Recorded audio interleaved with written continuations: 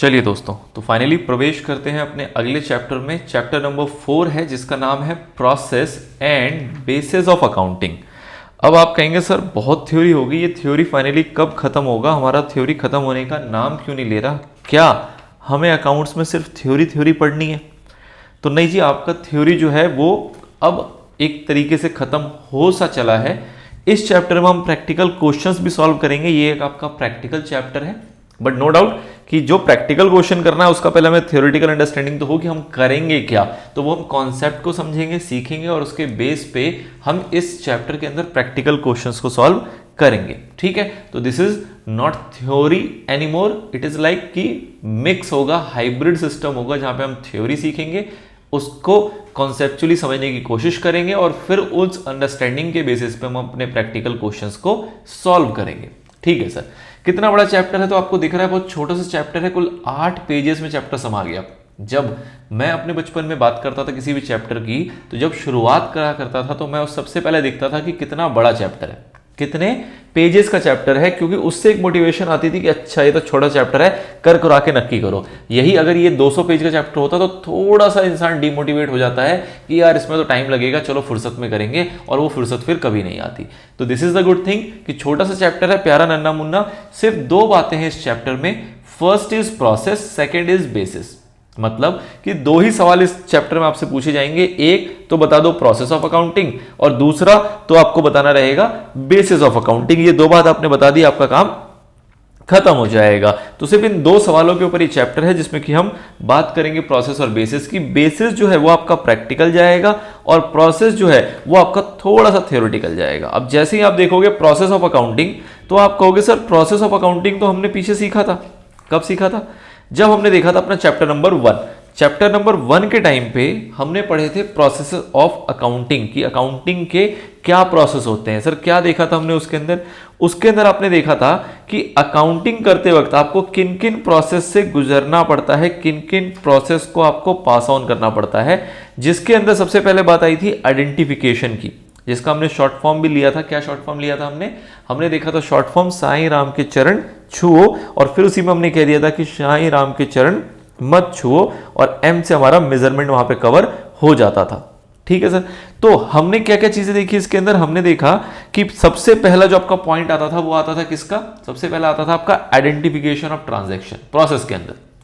ठीक है sir, identification आ जाता था। इसके बाद क्या आता था? इसके बाद हम आइडेंटिफिकेशन के बाद बात करते थे मेजरमेंट की, कि उसको मेजर कर सकते हैं कि नहीं मनी की टर्म्स में, तभी आगे बात बढ़ेगी। तो अगला आता था मेजरमेंट। उसके बाद जब मेजरमेंट से बढ़ते थे तो हम बात करते थे किसकी? उसकी रिकॉर्डिंग की। रिकॉर्डिंग के बाद हम जाते थे किसके अंदर? कम्युनिकेशन के अंदर। अब ये तो हो गया मोटे तौर पे, बट जब इसके अंदर आप ड्रिल डाउन करते थे, जब आपने इसके अंदर घुसे थे, तो आपने क्या देखा था कि हम इसको पार्ट वाइज लेके चलते हैं। पार्ट वाइज लेने का मतलब क्या हुआ कि सबसे पहले हम करते हैं आइडेंटिफिकेशन। आइडेंटिफिकेशन जब हमारा हो जाता है तो आइडेंटिफिकेशन के बाद हम जाते हैं मेजरमेंट के ऊपर, जहां पे हम मेजर कर लेते हैं उसको कि भैया ये जो है ये हमारा फाइनेंशियल नेचर का है कि नहीं। फाइनेंशियल नेचर का मतलब क्या हो गया कि ये हमारा जो है ट्रांजैक्शन, इसमें पैसा इन्वॉल्व है कि नहीं। अगर पैसा इन्वॉल्व है तभी हम आगे बढ़ते हैं, अदरवाइज आगे नहीं बढ़ते थे। ठीक है सर, उसके बाद हम रिकॉर्ड करते थे अगर वो मनी के टर्म में होता था। उसके बाद हम करते थे इसको क्लासिफाई, फिर करते थे इसको समराइज, फिर करते थे इसको इंटरप्रेट, और फिर एट लास्ट हम किया करते थे इसका कम्युनिकेशन। ठीक है, ये सारे आपने जो इसके स्टेप्स थे, जो प्रोसेस थे, वो आपने पढ़े थे चैप्टर नंबर 1 के अंदर थ्योरेटिकली।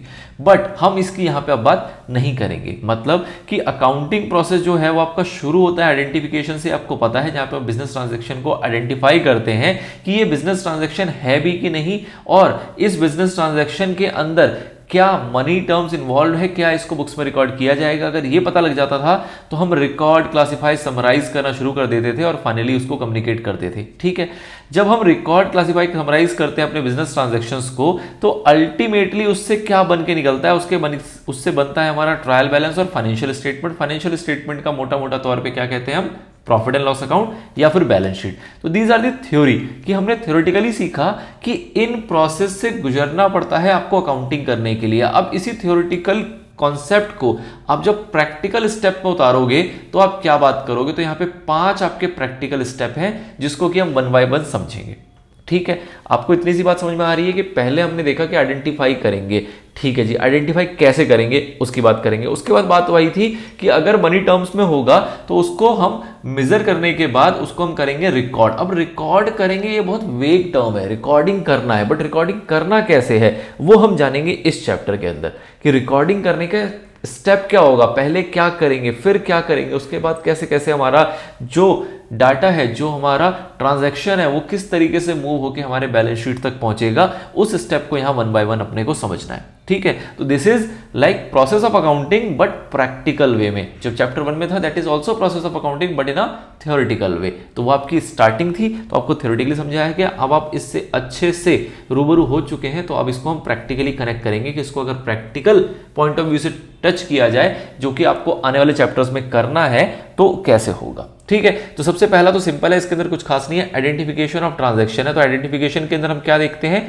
कि भैया बिजनेस ट्रांजैक्शन होना चाहिए जिसका कि मनी में इन्वॉल्वमेंट हो, मनी नेचर में हो, मॉनेटरी टर्म्स में उसको मेजर किया जा सके। मतलब कि अगर मॉनेटरी टर्म में नहीं होगा तो हम उसको क्या कर देंगे, इग्नोर कर देंगे, हम उसको रिकॉर्ड नहीं करेंगे, हमारी अकाउंटिंग के दायरे से बाहर चला जाएगा। ठीक है सर, अच्छा जी। उसके बाद क्या ये जरूरी है कि जो भी हमारे पास ट्रांजैक्शन हो, जो भी हमारे पास मॉनेटरी बिजनेस ट्रांजैक्शन निकल के आती है, उसका एक डॉक्यूमेंट होना चाहिए? तो हाँ जी, बहुत जरूरी है कि जो भी हमारा ट्रांजैक्शन होगा उसका एक एप्रोप्रिएट डॉक्यूमेंट होगा। अगर आपसे कोई कहता है कि आपने कुछ 1 लाख रुपए का आइटम परचेज किया, तो आप उससे क्या बोलोगे कि हाँ भाई तुमने 1 लाख रुपए का आइटम परचेज किया, लाओ जी हम रिकॉर्ड कर देते हैं? नहीं, जैसे कोई बोलेगा 1 लाख रुपए का आइटम परचेज किया, तो हम उसको बोलेंगे क्या कि भैया बिल दिखाओ। इसके बिल दिखाने का मतलब क्या है कि आपने परचेज किया तो आपके पास परचेज इनवॉइस होगा।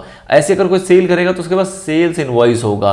कुछ नहीं, अगर कोई छोटी मोटी ट्रांजैक्शन हुई है, पेटी एक्सपेंस है, तो आपके कैश की ट्रांजैक्शन होगी, कैश स्लिप्स होंगे, आपके कैश मेमोज होंगे आपके। अगर कोई बैंक के थ्रू ट्रांजैक्शन हुई है तो आपके पास बैंक स्टेटमेंट होगा, या फिर कह लो कि बैंक पासबुक होगा जहां पे ये ट्रांजैक्शन दिख रहा होगा। कहने का मतलब क्या है कि कोई भी प्रकार की फाइनेंशियल ट्रांजैक्शन होगी तो आप बोलोगे क्या कि भैया सबूत बताओ। सबूत इन द सेंस कि आपको उसका एक एप्रोप्रिएट डॉक्यूमेंट होना चाहिए रिकॉर्ड करने से पहले कि भैया हाँ ये डॉक्यूमेंट है, इसके बेस पर हम इसको रिकॉर्ड कर सकते हैं। ठीक है सर, और जो भी ये एप्रोप्रिएट डॉक्यूमेंट हमारा होता है, जो कि एक प्रकार से क्या कहलाता है आपका एविडेंस, एविडेंस के रूप में, इसको हम क्या नाम देते हैं? इसको हम नाम देते हैं सोर्स डॉक्यूमेंट का। सोर्स डॉक्यूमेंट का मतलब क्या हुआ कि भैया यही डॉक्यूमेंट है, यही हमारा सोर्स है जिससे हमारी अकाउंटिंग की शुरुआत होगी। मतलब कि किसी ने कहा कि भैया ये ट्रांजैक्शन हमने की है, आपने उससे बोला सोर्स डॉक्यूमेंट दिखाओ कि क्या सबूत है कि तुम्हारी ये ट्रांजैक्शन हुई है। उसने सोर्स डॉक्यूमेंट में आपको परचेज इनवॉइस दिखाया, आप परचेज इनवॉइस देखते हो और आप बोलते हो कि हाँ जी ये जो आपने इनवॉइस परचेज किया है ये आपका मॉनेटरी टर्म में है, ये बिजनेस ट्रांजैक्शन है, ये एक इवेंट नहीं है, या फिर ये नॉन बिजनेस ट्रांजैक्शन नहीं है, या फिर ये कोई ऐसी ट्रांजैक्शन नहीं है कि अभी आपका सिर्फ परचेज ऑर्डर दिया गया। नहीं, ये परचेज इनवॉइस है, परचेज ऑर्डर नहीं है। तो परचेज इनवॉइस देख के आपको समझ में आया कि हाँ भाई ये वो डॉक्यूमेंट है जिसको कि हम बुक्स में रिकॉर्ड कर सकते हैं। और ये मॉनेटरी टर्म में इस इनवॉइस के अंदर लिखा हुआ है कि कितने रुपए का हमने आइटम परचेज किया है, किससे परचेज किया है और क्या टर्म्स हैं, हमने कैश में परचेज किया या क्रेडिट में परचेज किया। ये सारी जानकारी कहाँ मिल जाएगी आपको? परचेज इनवॉइस में। तो जो भी आपका सोर्स डॉक्यूमेंट होगा उस डॉक्यूमेंट के अंदर आपको सारी जानकारी मिल जाती है, जिससे आपको पता लग जाता है कि इसका वाउचर आपको बनाना है कि नहीं बनाना है, और अगर बनाना है तो उसमें क्या क्या पर्टिकुलर्स आएंगे, क्या डेबिट होगा, क्या क्रेडिट होगा। ठीक है सर, तो सबसे पहला स्टेप क्या है कि जब हम ट्रांजैक्शंस को आइडेंटिफाई करते हैं तो हम ये सारी चीजें देख लेते हैं। इसके अंदर आपका identification of transaction and measurement वाला जो सेकंड पॉइंट था वो आपका प्रोसेस कवर हो जाता है। थर्ड पॉइंट आया था आपका रिकॉर्डिंग। अब रिकॉर्डिंग की शुरुआत होती है क्योंकि recording is a multiple level process. Recording एक ही लेवल में नहीं हो जाता, रिकॉर्डिंग अलग अलग लेवल्स पे होता है। तो उसके अंदर जो पहला लेवल आता है वो आता है आपका प्रिपरेशन ऑफ वाउचर्स। ठीक है, जैसे कि मैंने आपको बताया प्रैक्टिकली इसके 5 स्टेप है। पहला हमने देख लिया, हमने ट्रांजैक्शंस को आइडेंटिफाई कर लिया। अब जब आइडेंटिफाई कर लिया तो हम क्या करेंगे, हम उससे वाउचर तैयार करेंगे। अब सर ये वाउचर क्या होता है वो आपको यहां देखना है। बेसिकली क्या है कि जो भी हमारा सोर्स डॉक्यूमेंट था उसके बेस पे हम अपना वाउचर एंटर करते हैं। मतलब कि हम सबसे पहला काम करते हैं कि वाउचर में उसकी रिकॉर्डिंग कर लेते हैं। ठीक है, अब ये जो रिकॉर्डिंग है जो वाउचर में हो रही है उसके बेसिस पे हमारा आगे का स्टेप आएगा। मतलब कि हम जर्नल एंट्री पास करेंगे जिसको हम कहते हैं बुक्स ऑफ ओरिजिनल एंट्री। अभी हम इसमें नहीं जाते हैं, हमने पहला काम किया कि अपने ट्रांजैक्शन को आइडेंटिफाई कर लिया, मतलब हमारे पास एक सोर्स डॉक्यूमेंट आ गया। This is step number 1। Step number 2 में हम क्या बात करेंगे, उसके वाउचर को बनाने की। स्टेप नंबर 3 आएगा कि हम उसकी एंट्री करेंगे अपने बुक्स में, जिसे हम कहते हैं बुक्स ऑफ अकाउंट्स में एंट्री करना, वो है स्टेप नंबर 3। ठीक है, अभी हम बात कर रहे हैं स्टेप नंबर 2 की, जहां पे हम बात करेंगे किसकी, वाउचर्स बनाने की। ये वाउचर्स बनाना जो है कई जगह पे एलिमिनेट भी कर दिया जाता है। एलिमिनेशन का मतलब क्या हुआ कि जहां आपके पास सोर्स डॉक्यूमेंट आ गया, आप एंटर करते हो बुक्स ऑफ अकाउंट्स के अंदर और जो आपका कंप्यूटर सिस्टम है वही एक वाउचर प्रिंट करके दे देता है। तो हम कह सकते हैं कि आज के रियल वर्ल्ड में बात करें, आज के प्रेजेंट सिनेरियो को लेके बात करें, तो ये दोनों स्टेप जो है वो एक साथ कवर हो जाता है कि अगर आपके पास सोर्स डॉक्यूमेंट है तो सोर्स डॉक्यूमेंट को जैसे ही आप अपने कंप्यूटराइज्ड एनवायरनमेंट में एंटर करोगे, बुक्स में अपने रिकॉर्ड करोगे और वहां से आप प्रिंट का कमांड दोगे तो आपका एक वाउचर प्रिंट होके आ जाएगा, जिसके ऊपर वही सारी बातें होंगी जो बातें हम यहां पे देखने वाले हैं। तो ये एक कंप्यूटराइज जमाना है, शॉर्टकट जमाना है, तो उसने वाउचर बनाने की झंझट आपके ऊपर से हटा दी। बट पहले के टाइम पे वाउचर्स अलग से बनाए जाते थे, उसके बाद बुक्स में उसकी एंट्री अलग से हुआ करती थी। चलिए जी, तो अभी हम वही लेके चल रहे हैं। तो वाउचर्स बनाने के लिए आपके पास क्या होना चाहिए, सोर्स डॉक्यूमेंट होना चाहिए। ठीक है, जो वाउचर होते हैं ये क्या होता है, वाउचर का मतलब क्या हुआ कि एक बेसिकली एक पेज का फॉर्मेट होगा।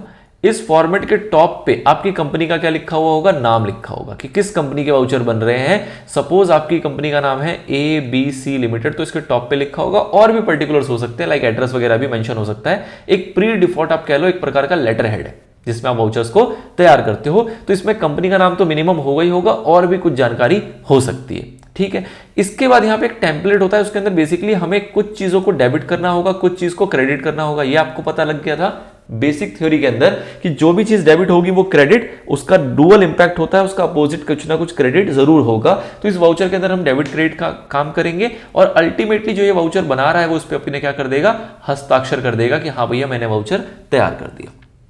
ठीक है, तो दिस इज दी एक फॉर्मेट, बेसिकली एक पन्ना है, एक पेज है जिसको वाउचर कहते हैं, जिसमें हमें फिल करना होता है कि सपोज करो आपके पास पैसे आ रहे हैं और आपको पैसे राम ने दिए, तो आप बोलोगे पैसे क्या मतलब कैश क्या हो गया डेबिट और राम क्या हो गया आपका क्रेडिट। जितना अमाउंट है सपोज 5,000 रुपए, तो आपने वो लिख दिया यहाँ पे। अभी इस पे नहीं जाना कि डेबिट क्रेडिट कैसे हुआ, वो हम सीखेंगे आगे। बट पॉइंट इज कि एक चीज डेबिट होगी, एक चीज क्रेडिट होगी, आप इसके बारे में यहाँ पे डिटेल्स लिख दोगे, इसके पीछे इसका सपोर्टिंग वाउचर अटैच कर दोगे, इसको स्टेपल करोगे, नीचे साइन करोगे, वाउचर आपका तैयार हो गया। ठीक है, तो दिस इज द स्टेप।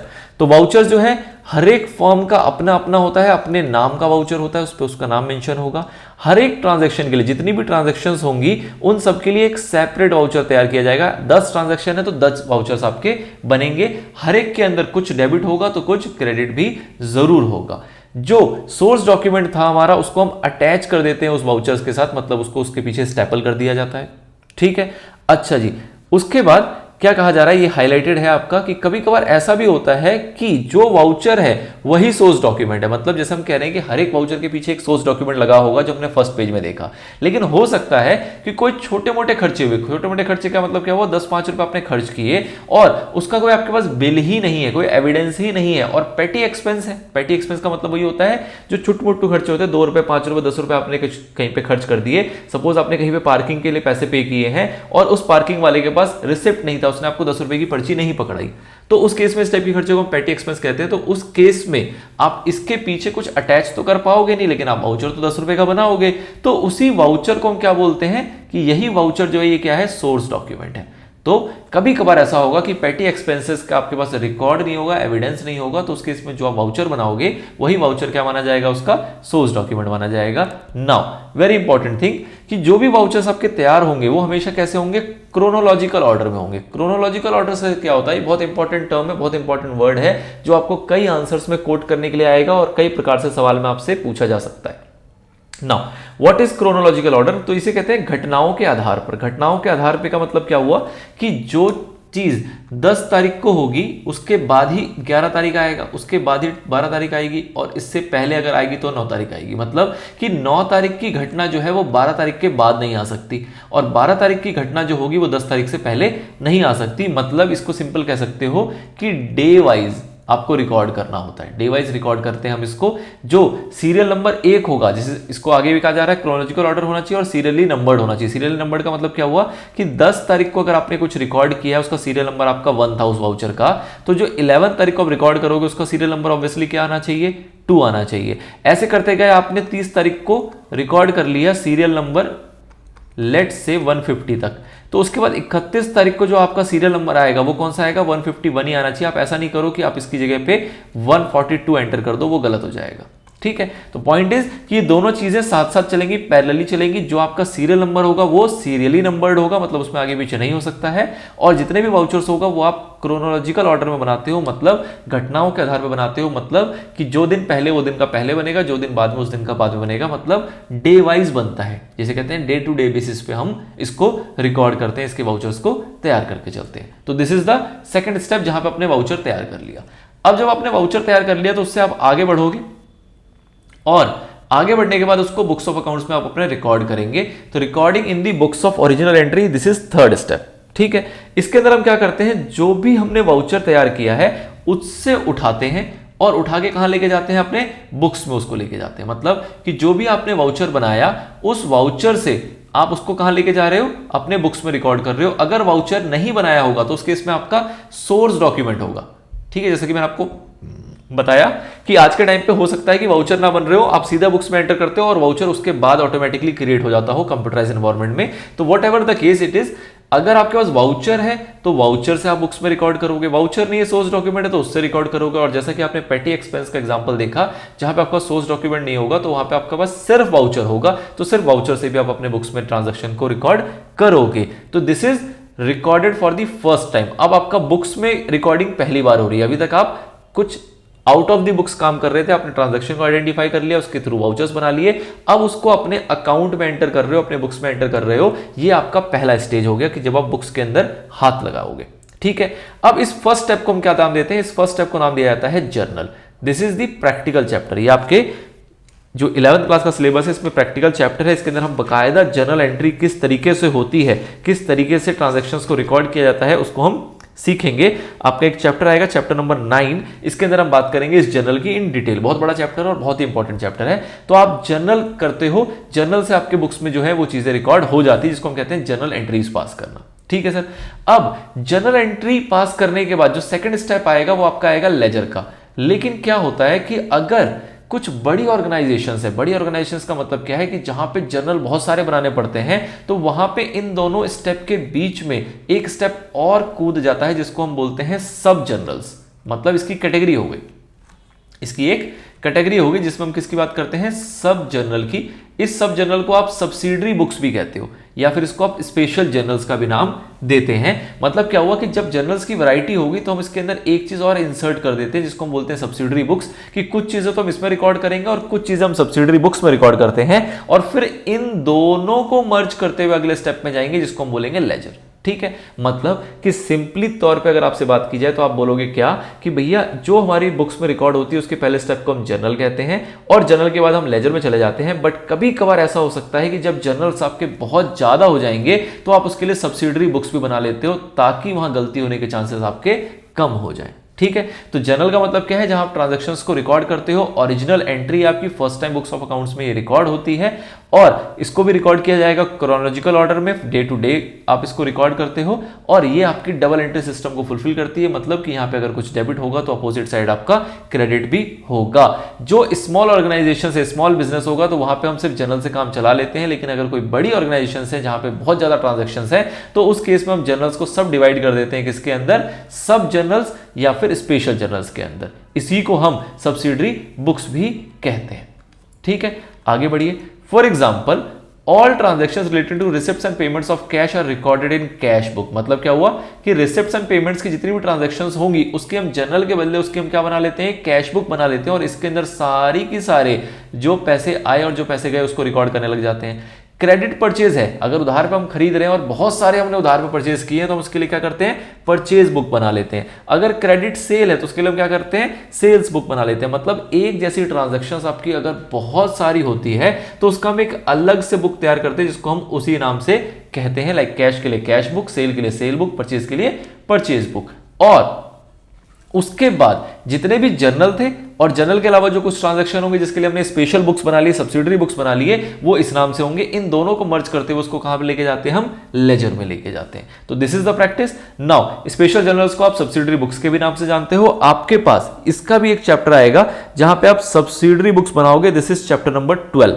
और जैसे कि यहाँ कैश बुक का एग्जांपल देखा तो कैश बुक के लिए भी आपके पास एक चैप्टर आएगा, चैप्टर नंबर 11। तो मतलब चैप्टर नंबर 9 में आप जर्नल सीखोगे, उसके बाद चैप्टर नंबर 11 के अंदर आप कैश बुक बनाना सीखोगे, और कैश बुक के अलावा जितने भी बुक्स होते हैं जैसे क्रेडिट परचेज का बुक होगा, क्रेडिट सेल्स का बुक होगा, जिसके लिए हम सेल्स बुक्स और परचेज बुक्स बनाएंगे, वो आप पढ़ोगे चैप्टर नंबर 12 में जाके।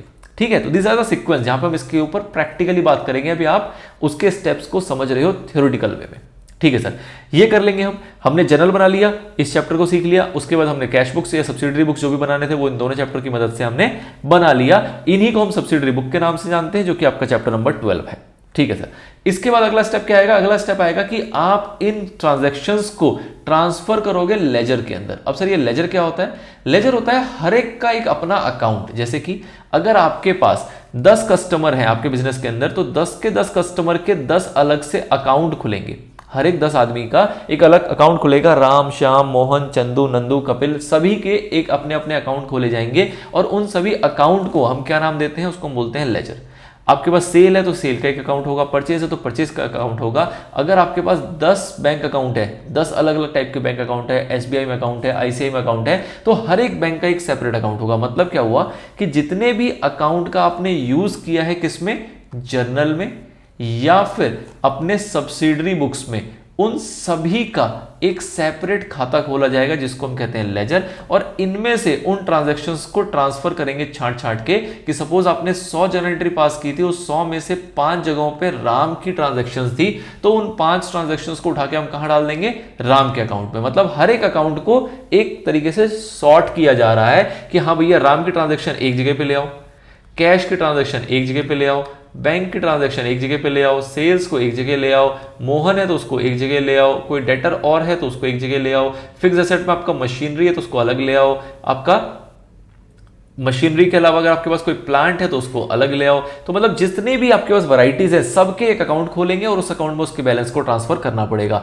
हो सकता है आपके पास 100 एंट्री हो और ऐसे 5-5 करके ऐसे करके 50 अकाउंट खुल रहे होंगे, तो उन 50 अकाउंट को आप यहाँ पे सेपरेटली बनाते हो, उसमें उसको ट्रांसफर कर देते हो। ठीक है, तो कहने का मतलब क्या हुआ कि लेजर मींस कि जितने भी नंबर ऑफ अकाउंट्स होंगे जो भी आपके जनरल और सब्सिडरी में यूज हुए, उन सबका एक सेपरेट खाता खोला जाएगा, एक सेपरेट आप कह लो डब्बा तैयार किया जाएगा, और इस डब्बे के अंदर सारे बैलेंसेस को, सारे लेन देन को एक साथ समराइज्ड वे में लिखेंगे, और फिर उसका बैलेंस बता देंगे कि हाँ भैया राम से क्या लेना है, क्या देना है, कैश में कितना पड़ा है, बैंक में कितना पड़ा है। तो उसका एक समराइज्ड इंफॉर्मेशन आपको हर एक आइटम का निकल के आएगा लेजर के अंदर। ठीक है, तो जो नेक्स्ट स्टेप होता है हमारी अकाउंटिंग प्रोसेस का, वो क्या है? जब हम एंट्री जो भी हमने जनरल या सब्सिडरी बुक में रिकॉर्ड की थी, उसको हम ट्रांसफर कर देते हैं कहां पे? उसके रेस्पेक्टिव अकाउंट्स में, जो भी लेजर के अंदर हम तैयार करेंगे। ठीक है, लेजर जो है वो क्या है? हमारा एक प्रिंसिपल बुक ऑफ अकाउंट है, जिसके अंदर अल्टीमेटली हमें जो भी ट्रांजैक्शंस होते हैं उसको प्रॉपरली क्लासिफाई करते हैं, और उसका एक फाइनल बैलेंस यहां पे हम कंक्लूड करके निकाल पाते हैं।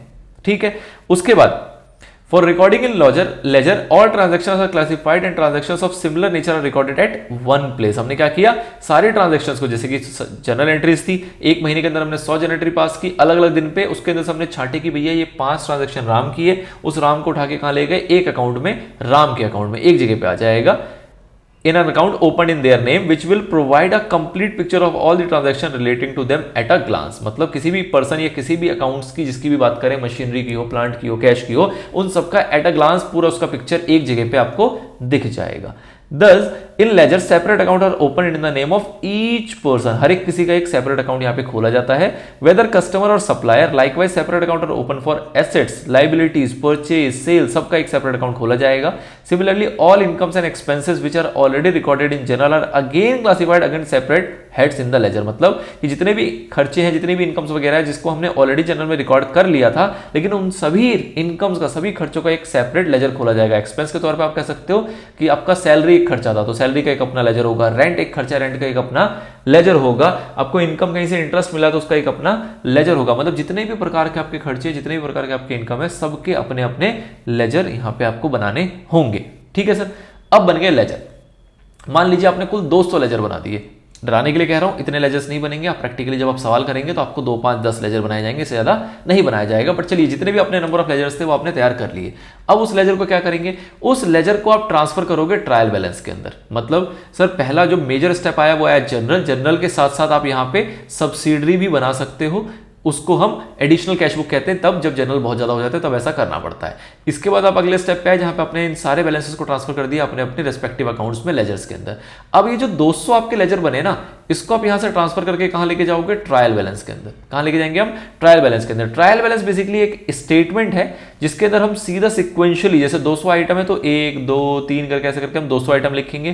किसी का डेबिट बैलेंस होगा, किसी का क्रेडिट बैलेंस होगा, और जब इसको टोटल करेंगे तो हमारा डेबिट और क्रेडिट जो है वो बराबर आना चाहिए। डेबिट के अंदर अगर आपने 150 बैलेंस लिखे और 50 आपके क्रेडिट के अंदर है, तो जब इन 200 को नेट करोगे तो जितना डेबिट होगा उतना ही आपका क्रेडिट आएगा। ये दोनों के दोनों सेम आने चाहिए। अगर सेम नहीं आया मतलब कहीं ना कहीं आपने गलती की है। तो this is the quality of trial balance, जिसके अंदर हम बैलेंसिंग का काम करते हैं। सारे लेजर्स को बैलेंस करके देखते हैं कि कहीं कोई गलती तो नहीं हो गई, कहीं कोई छूट तो नहीं गया। अगर ये मिसमैच है दैट मीन्स कहीं पे गलती है। फिर हम वापस से पीछे जाते हैं और चेक करने की कोशिश करते हैं कि कहां पे गलती हुई है, कहां पे ट्रांसफर हमने गलत किया या फिर कहां पे हमने एंट्री गलत पास की है। ठीक है, तो लास्ट स्टेप क्या है अकाउंटिंग का, कि balancing of ledger accounts and the preparation of trial balance with the help of such balances. मतलब जितने बैलेंसेस लिखे हैं उन सबको हम लेजर अकाउंट्स के सारे बैलेंसेस को उठा के हम ट्रायल बैलेंस में डालेंगे और उसको टैली करने की कोशिश करेंगे। ट्रायल बैलेंस क्या होता है, prepared with debit and credit balance. दो बैलेंस होगा, एक डेबिट होगा एक क्रेडिट होगा। Accounts to check the arithmetical accuracy of posting and balancing of ledger accounts. मतलब कि जितना भी हमने लेजर अकाउंट तक में कार्रवाई की है उन सबकी अरिथमेटिकल एक्यूरेसी को चेक करने का हम यहाँ पे काम करते हैं। If trial balance does not tally, tally का मतलब क्या हुआ कि आपका अगर डेबिट और क्रेडिट मैच नहीं करेगा तो उस केस में क्या करोगे आप, उस केस में आपको ये पता लगेगा कि भैया कहीं ना कुछ गलती हुई है पोस्टिंग करते वक्त या फिर बैलेंसिंग करते वक्त। आप वापस से पीछे बढ़ोगे, पीछे जाओगे और चेक करोगे कि कहां पे गलती हुई है, और जो गलती हुई होगी उसको हम रेक्टिफाई करते हैं। ठीक है सर। उसके बाद जितने भी हमारे लेजर्स होंगे, जितने भी लेजर अकाउंट हमने बनाए होंगे वो सारे के सारे हमारे ट्रायल बैलेंस में आते हैं। जैसे कि मैंने आपको बताया लेजर अगर आपके 200 बनाए हैं तो ट्रायल बैलेंस में आपके 1 से लेकर 200 तक आइटम आएंगे। किसी का डेबिट बैलेंस, किसी का क्रेडिट बैलेंस होके चलता है।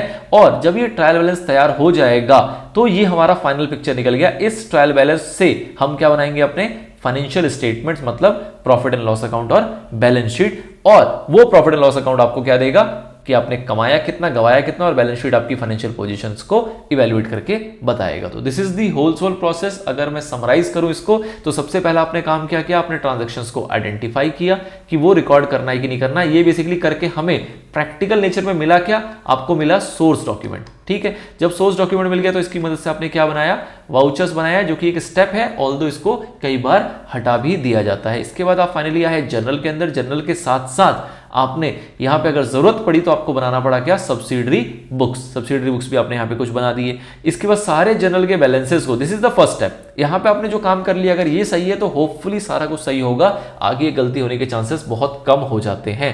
तो जर्नल हो गया। इसके बाद आपने जितने भी जर्नल थे उन सभी के आपने सेपरेट लेजर अकाउंट्स खोले और उसके अंदर उसके बैलेंसेस को ट्रांसफर कर दिया। जितने लेजर्स थे वो सारे के सारे आप नंबर करते हुए, नंबराइज करते हुए आप लेके गए ट्रायल बैलेंस के अंदर। किसी का बैलेंस डेबिट था, किसी का बैलेंस क्रेडिट था, वो दोनों अगर मैच हो गया तो आपका ट्रायल बैलेंस बिल्कुल करेक्ट बना है। इस ट्रायल बैलेंस की मदद से आप फाइनली बनाओगे अपने फाइनेंशियल स्टेटमेंट, जिसके अंदर आप बनाते हो क्या, प्रॉफिट एंड लॉस अकाउंट, और बनाते हो क्या, balance sheet. This is the whole process. इसके बाद आपकी अकाउंटिंग का प्रोसेस खत्म हो जाता है। अकाउंटिंग यहां पे आपकी समाप्त कहलाती है। ठीक है, तो दिस इज द प्रैक्टिकल चीज। ये सारी चीज हम चैप्टर्स में करेंगे। आपने जो सोर्स डॉक्यूमेंट आइडेंटिफाई करना है वो तो आप थ्योरी में सीख लोगे। उसके बाद आपके पास एक चैप्टर आएगा जहां पे हम सोर्स डॉक्यूमेंट की मदद से वाउचर्स वगैरह बनाना सीखेंगे, which is our chapter number 8। यहां पे हम सोर्स डॉक्यूमेंट की बात करेंगे कि कैसे कैसे सोर्स डॉक्यूमेंट होते हैं। सोर्स डॉक्यूमेंट की मदद से आपके वाउचर्स वगैरह किस तरीके से तैयार होते हैं वो चीज आप सीखोगे चैप्टर नंबर 8 के अंदर। उसके बाद आपका जर्नल का मैंने आपको बताया चैप्टर नंबर 9 आएगा। उसके बाद जर्नल और सब्सिडी दोनों चीजें हैं, तो चैप्टर नंबर 9 के अंदर हम जर्नल सीखेंगे। 10वां चैप्टर और 11वां चैप्टर जो है वो आपकी सब्सिडरी बुक्स की बात करेगा। इसके बाद आगे बढ़ेंगे, चैप्टर नंबर आपका 13 आएगा जहां पे आप लेजर्स बनाना सीखोगे। उसके बाद आप आगे बढ़ोगे, आप ट्रायल बैलेंस और एरर्स वगैरह फाइंड करना सीखोगे चैप्टर नंबर 12 के अंदर। और उसके बाद आपका जो एट लास्ट बच गया जिसमें हम फाइनेंशियल स्टेटमेंट्स प्रिपेयर करेंगे वो आप सीखोगे चैप्टर नंबर 20 और चैप्टर नंबर 21 के अंदर। और ये भी सारी चीजें सीख जाओगे तो आपका 11th के हद तक का जो कोर्स है वो आपका अकाउंट्स का कंप्लीट हो जाएगा। तो this is all what we have to learn in our course module, जो आपको 11th क्लास का कोर्स आपको प्रोवाइड करता है। वो सारी इतनी जानकारी गैदर करने के लिए कहता है, जिसको हम कहते हैं प्रोसेस ऑफ अकाउंटिंग। ठीक है, तो this is all process of accounting.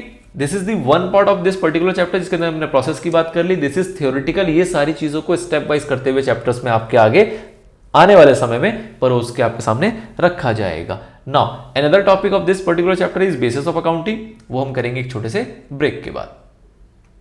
चलिए दोस्तों, तो बढ़ते हैं आगे, बात करते हैं बेसिस ऑफ अकाउंटिंग की। तो अकाउंटिंग जब हमें करना है तो हमने देखा कि अलग अलग स्टेप्स हैं, और अलग अलग स्टेप्स को जब सब हमने कंक्लूड किया तो एट लास्ट अपने को क्या बनाना है, अपने को बनाना है फाइनेंशियल स्टेटमेंट्स, जिसका एक एलिमेंट आता है जिसको हम कहते हैं क्या, profit and loss account. Profit and loss account sir क्यों बनाते हैं, ताकि हम ये आइडेंटिफाई करें कि हमें प्रॉफिट हुआ है या फिर हमें क्या हुआ है, लॉस हुआ है।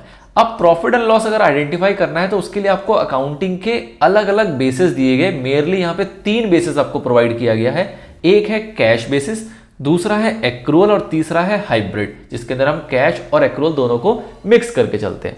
अब sir cash basis of accounting क्या होता है वो हमने पीछे थोड़ी सी चर्चा करी है, एक्रूअल क्या होता है उसकी भी चर्चा की है, बट हम यहां पे क्या नया करेंगे कि उसको एक बार समझते हुए उसका एक प्रैक्टिकल क्वेश्चन सॉल्व करने की कोशिश करेंगे कि अगर कैश बेसिस ऑफ अकाउंटिंग के ऊपर अगर आपको बताया जाए, आपसे पूछा जाए कि बताओ प्रॉफिट हुआ या लॉस हुआ by following cash basis of accounting, तो आप कैसे कैलकुलेट करोगे। और फिर आगे देखेंगे कि अगर वही सवाल या उसी टाइप का सवाल आपसे पूछा जाए कि बताओ अगर एक्रूअल बेसिस करते तो क्या प्रॉफिट और क्या लॉस आता, तो हम उसको भी उस अकॉर्डिंग सॉल्व करेंगे।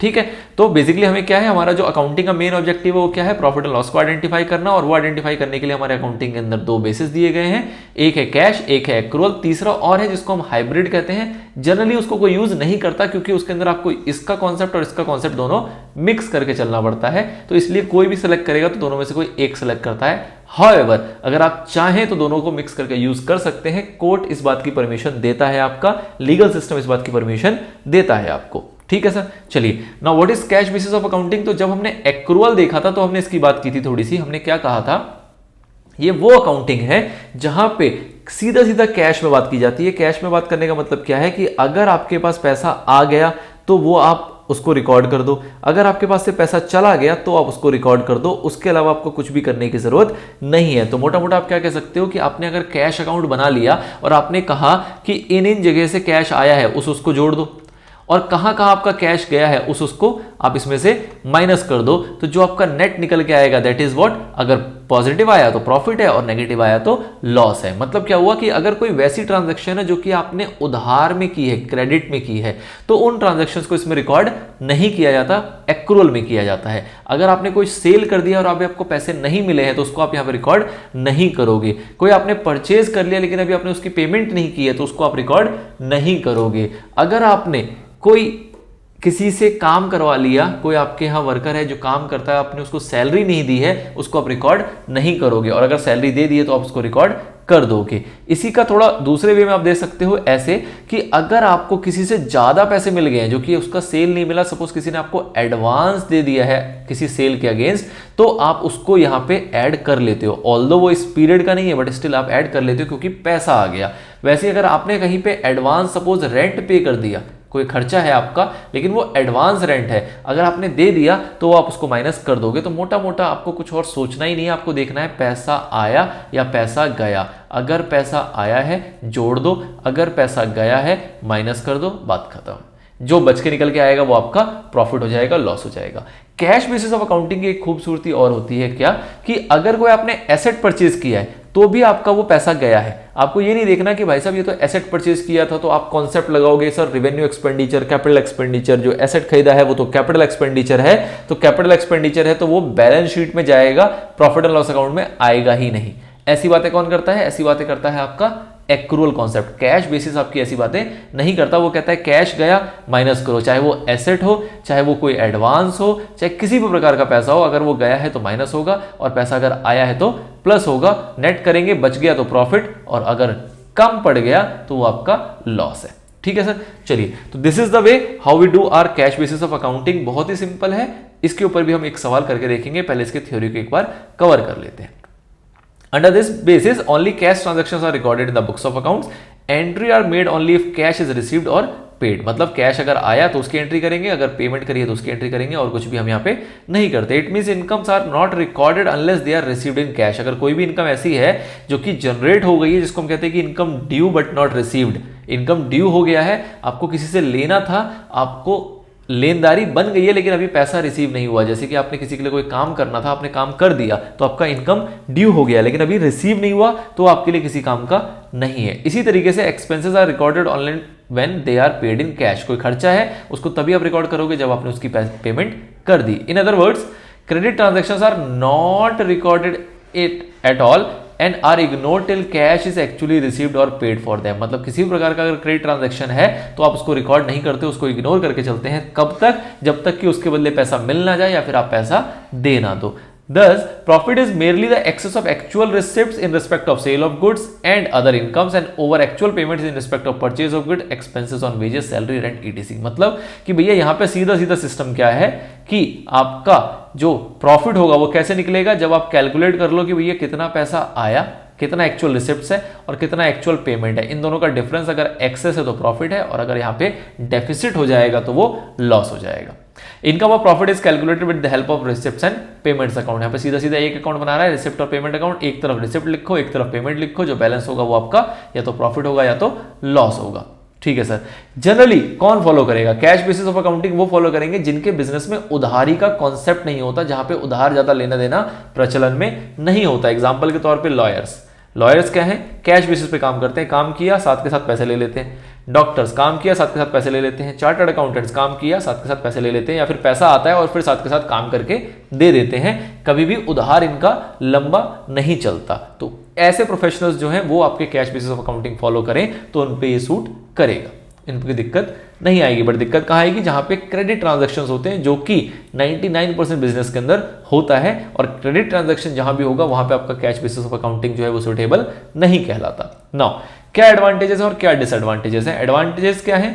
बहुत ही सिंपल है साहब, बस जोड़ना घटाना है, कुछ काम नहीं है। रियलिस्टिक है, कहीं भी कुछ इसमें दिमाग नहीं लगाना पड़ता, कोई कॉन्सेप्टुअल नहीं है, कोई ऐसा एक्रूअल जैसी बातें नहीं है कि पैसे नहीं भी दे दिए तभी माइनस कर दो, मैचिंग कॉन्सेप्ट लगा लो, एक्रूअल कॉन्सेप्ट लगा लो, कोई ऐसी बातें नहीं है। सिंपल और रियलिस्टिक है। Satisfies the conservative instinct of many people. मतलब जो कंजर्वेटिव लोग होते हैं, जो इस इंस्टिक्ट से चलते हैं कि पैसा गया तो ही माइनस करेंगे और पैसा आया तभी जोड़ेंगे, तो उनके लिए बिल्कुल बेस्ट है। It does not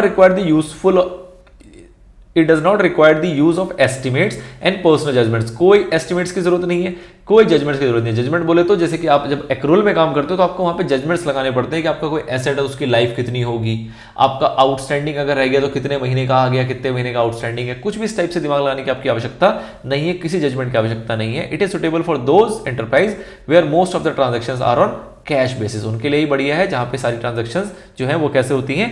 कैश में होती हैं। बुराइयां क्या है?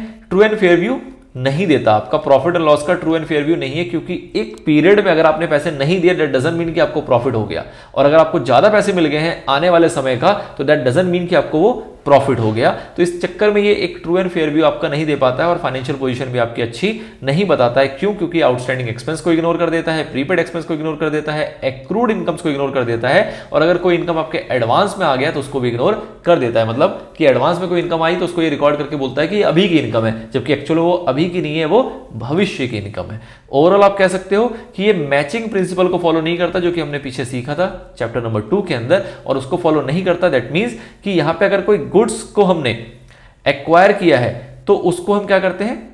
Acquisition of goods will have to be treated as expense for the period in which payment is made instead of periods in which the benefit is derived from them। मतलब कि अगर हमने कोई गुड्स खरीद लिया तो हम उसको अपने खर्चे में दिखा देते हैं, पेमेंट में दिखा देते हैं, उसको हम माइनस कर देते हैं।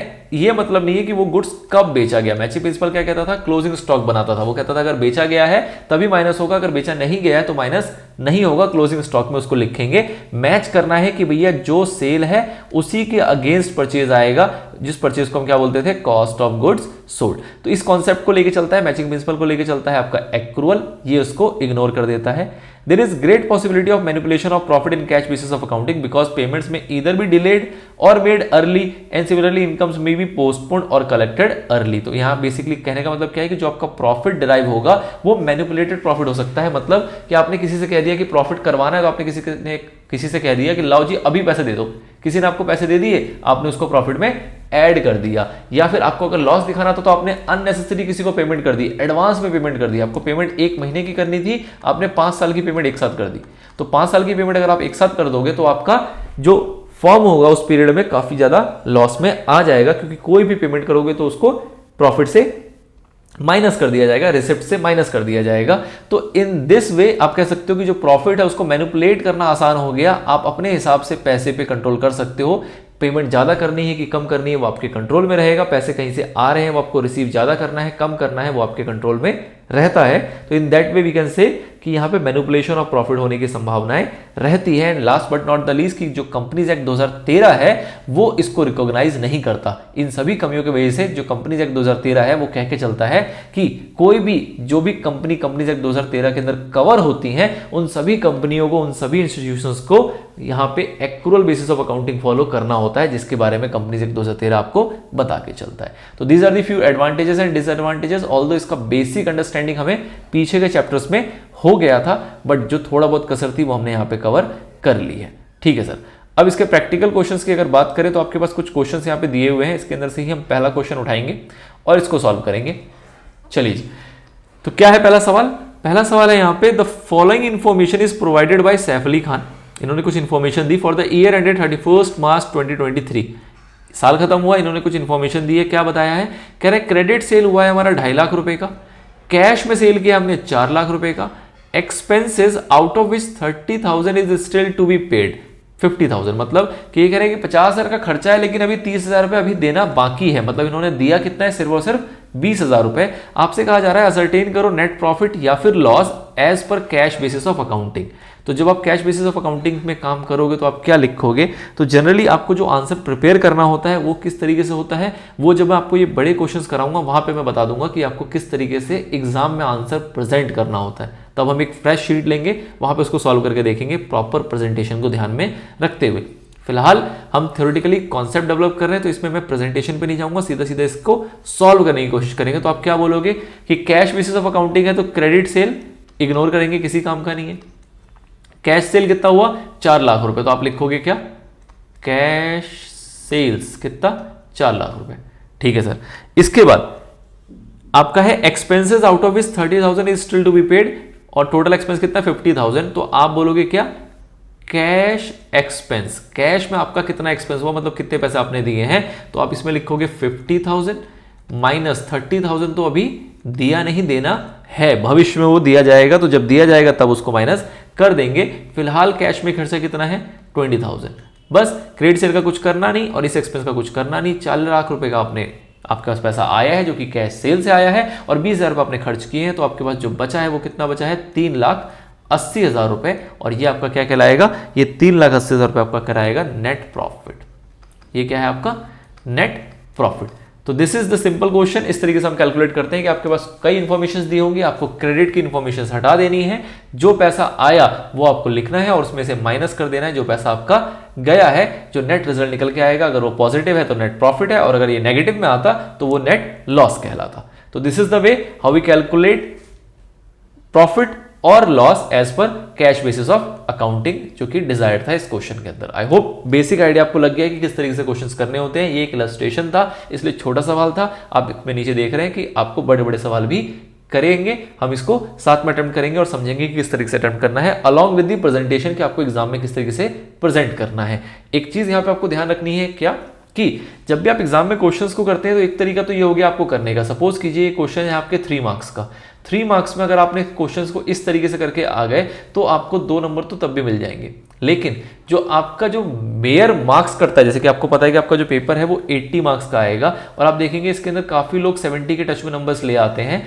जो 2, 4, 6 नंबर आपको एक्स्ट्रा और मिल सकते हैं वो किस चीज से मिलेंगे? वो मिलेंगे आपको प्रेजेंटेशन से।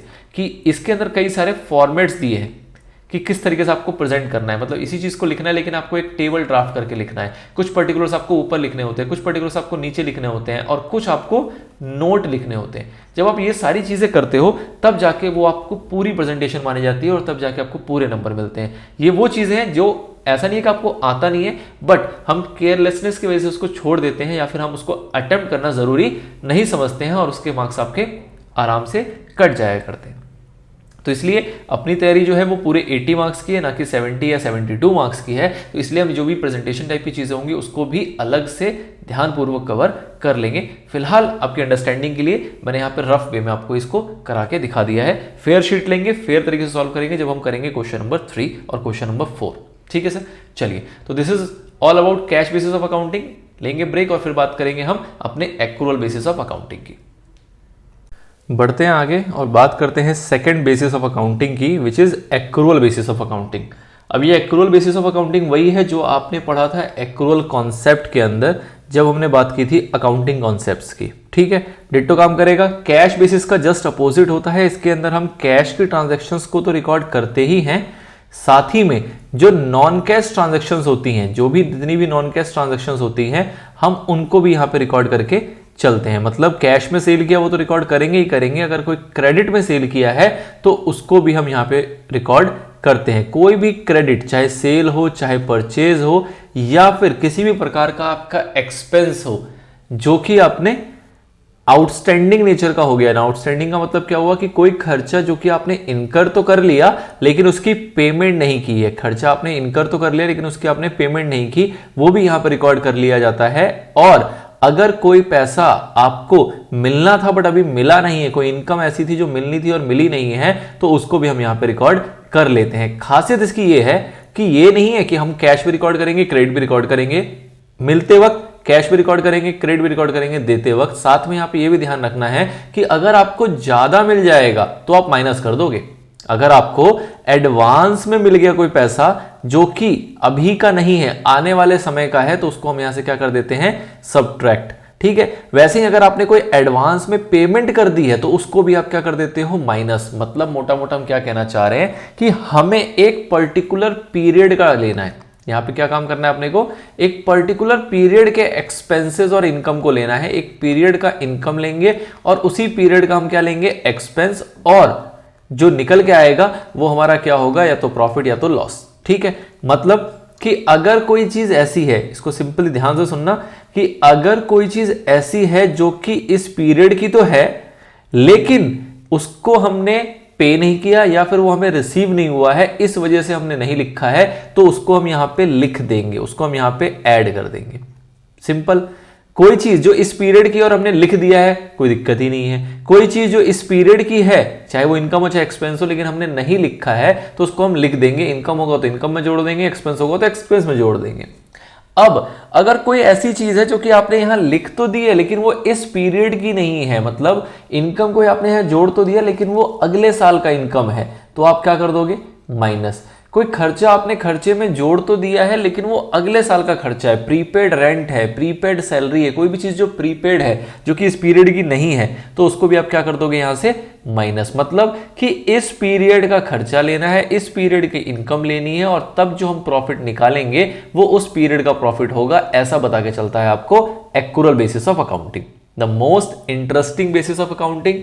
इसी के बेसिस पे आपको पूरी अकाउंटिंग पूरे जीवन भर पढ़नी है। यही वो बेसिस है जो आपको कंपनीज एक्ट भी कहता है और लीगली इसको माना भी अच्छे से जाता है, और 99% जो लोग यूज करते हैं वो आपके एक्रूअल बेसिस ऑफ अकाउंटिंग को ही यूज करके चलते हैं रियल लाइफ में। तो रियल लाइफ में भी जब आप अकाउंटिंग करेंगे, अकाउंटेंट बनेंगे और लोगों को इसके ऊपर ज्ञान देंगे, तो आप पाएंगे कि आपको जो भी लोग फॉलो कर रहे होंगे वो सारे के सारे एक्रूअल बेसिस ही फॉलो कर रहे होंगे। ठीक है, चलिए तो फटाफट से देख लेते हैं कि इसके अंदर हम क्या कर रहे हैं। हम सारी ट्रांजैक्शंस को रिकॉर्ड करते हैं, चाहे वो कैश की हो चाहे वो नॉन कैश नेचर की हो।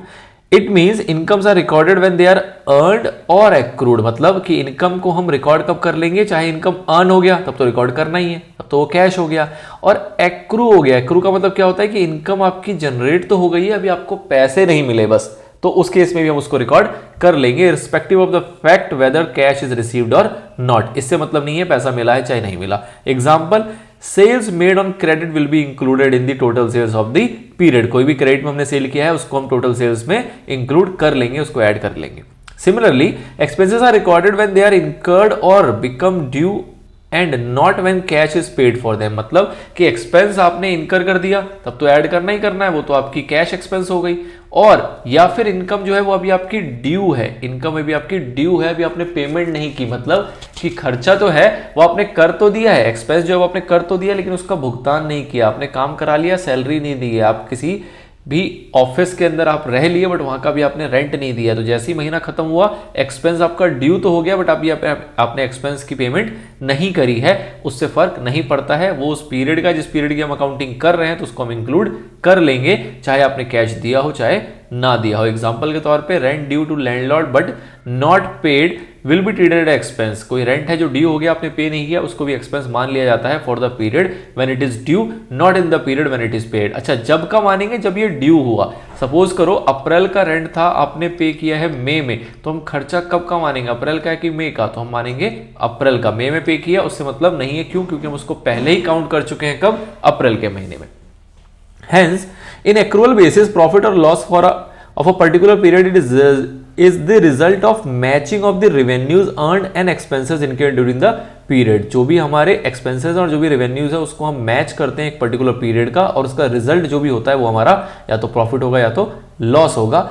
This makes its necessary to consider outstanding expenses. Outstanding को ध्यान रखना है, कोई ऐसा खर्चा जो जोड़ना चाहिए जोड़ा नहीं है तो हम जोड़ देंगे। प्रीपेड एक्सपेंसेस, कुछ ज्यादा जुड़ गया तो उसको आप माइनस कर दोगे, जुड़ा नहीं है तो आप जोड़ दोगे। एक्रूड इनकम्स, कोई इनकम जो आपने अर्न कर लिया लेकिन अभी रिसीव नहीं हुआ है, आप उसको जोड़ दोगे।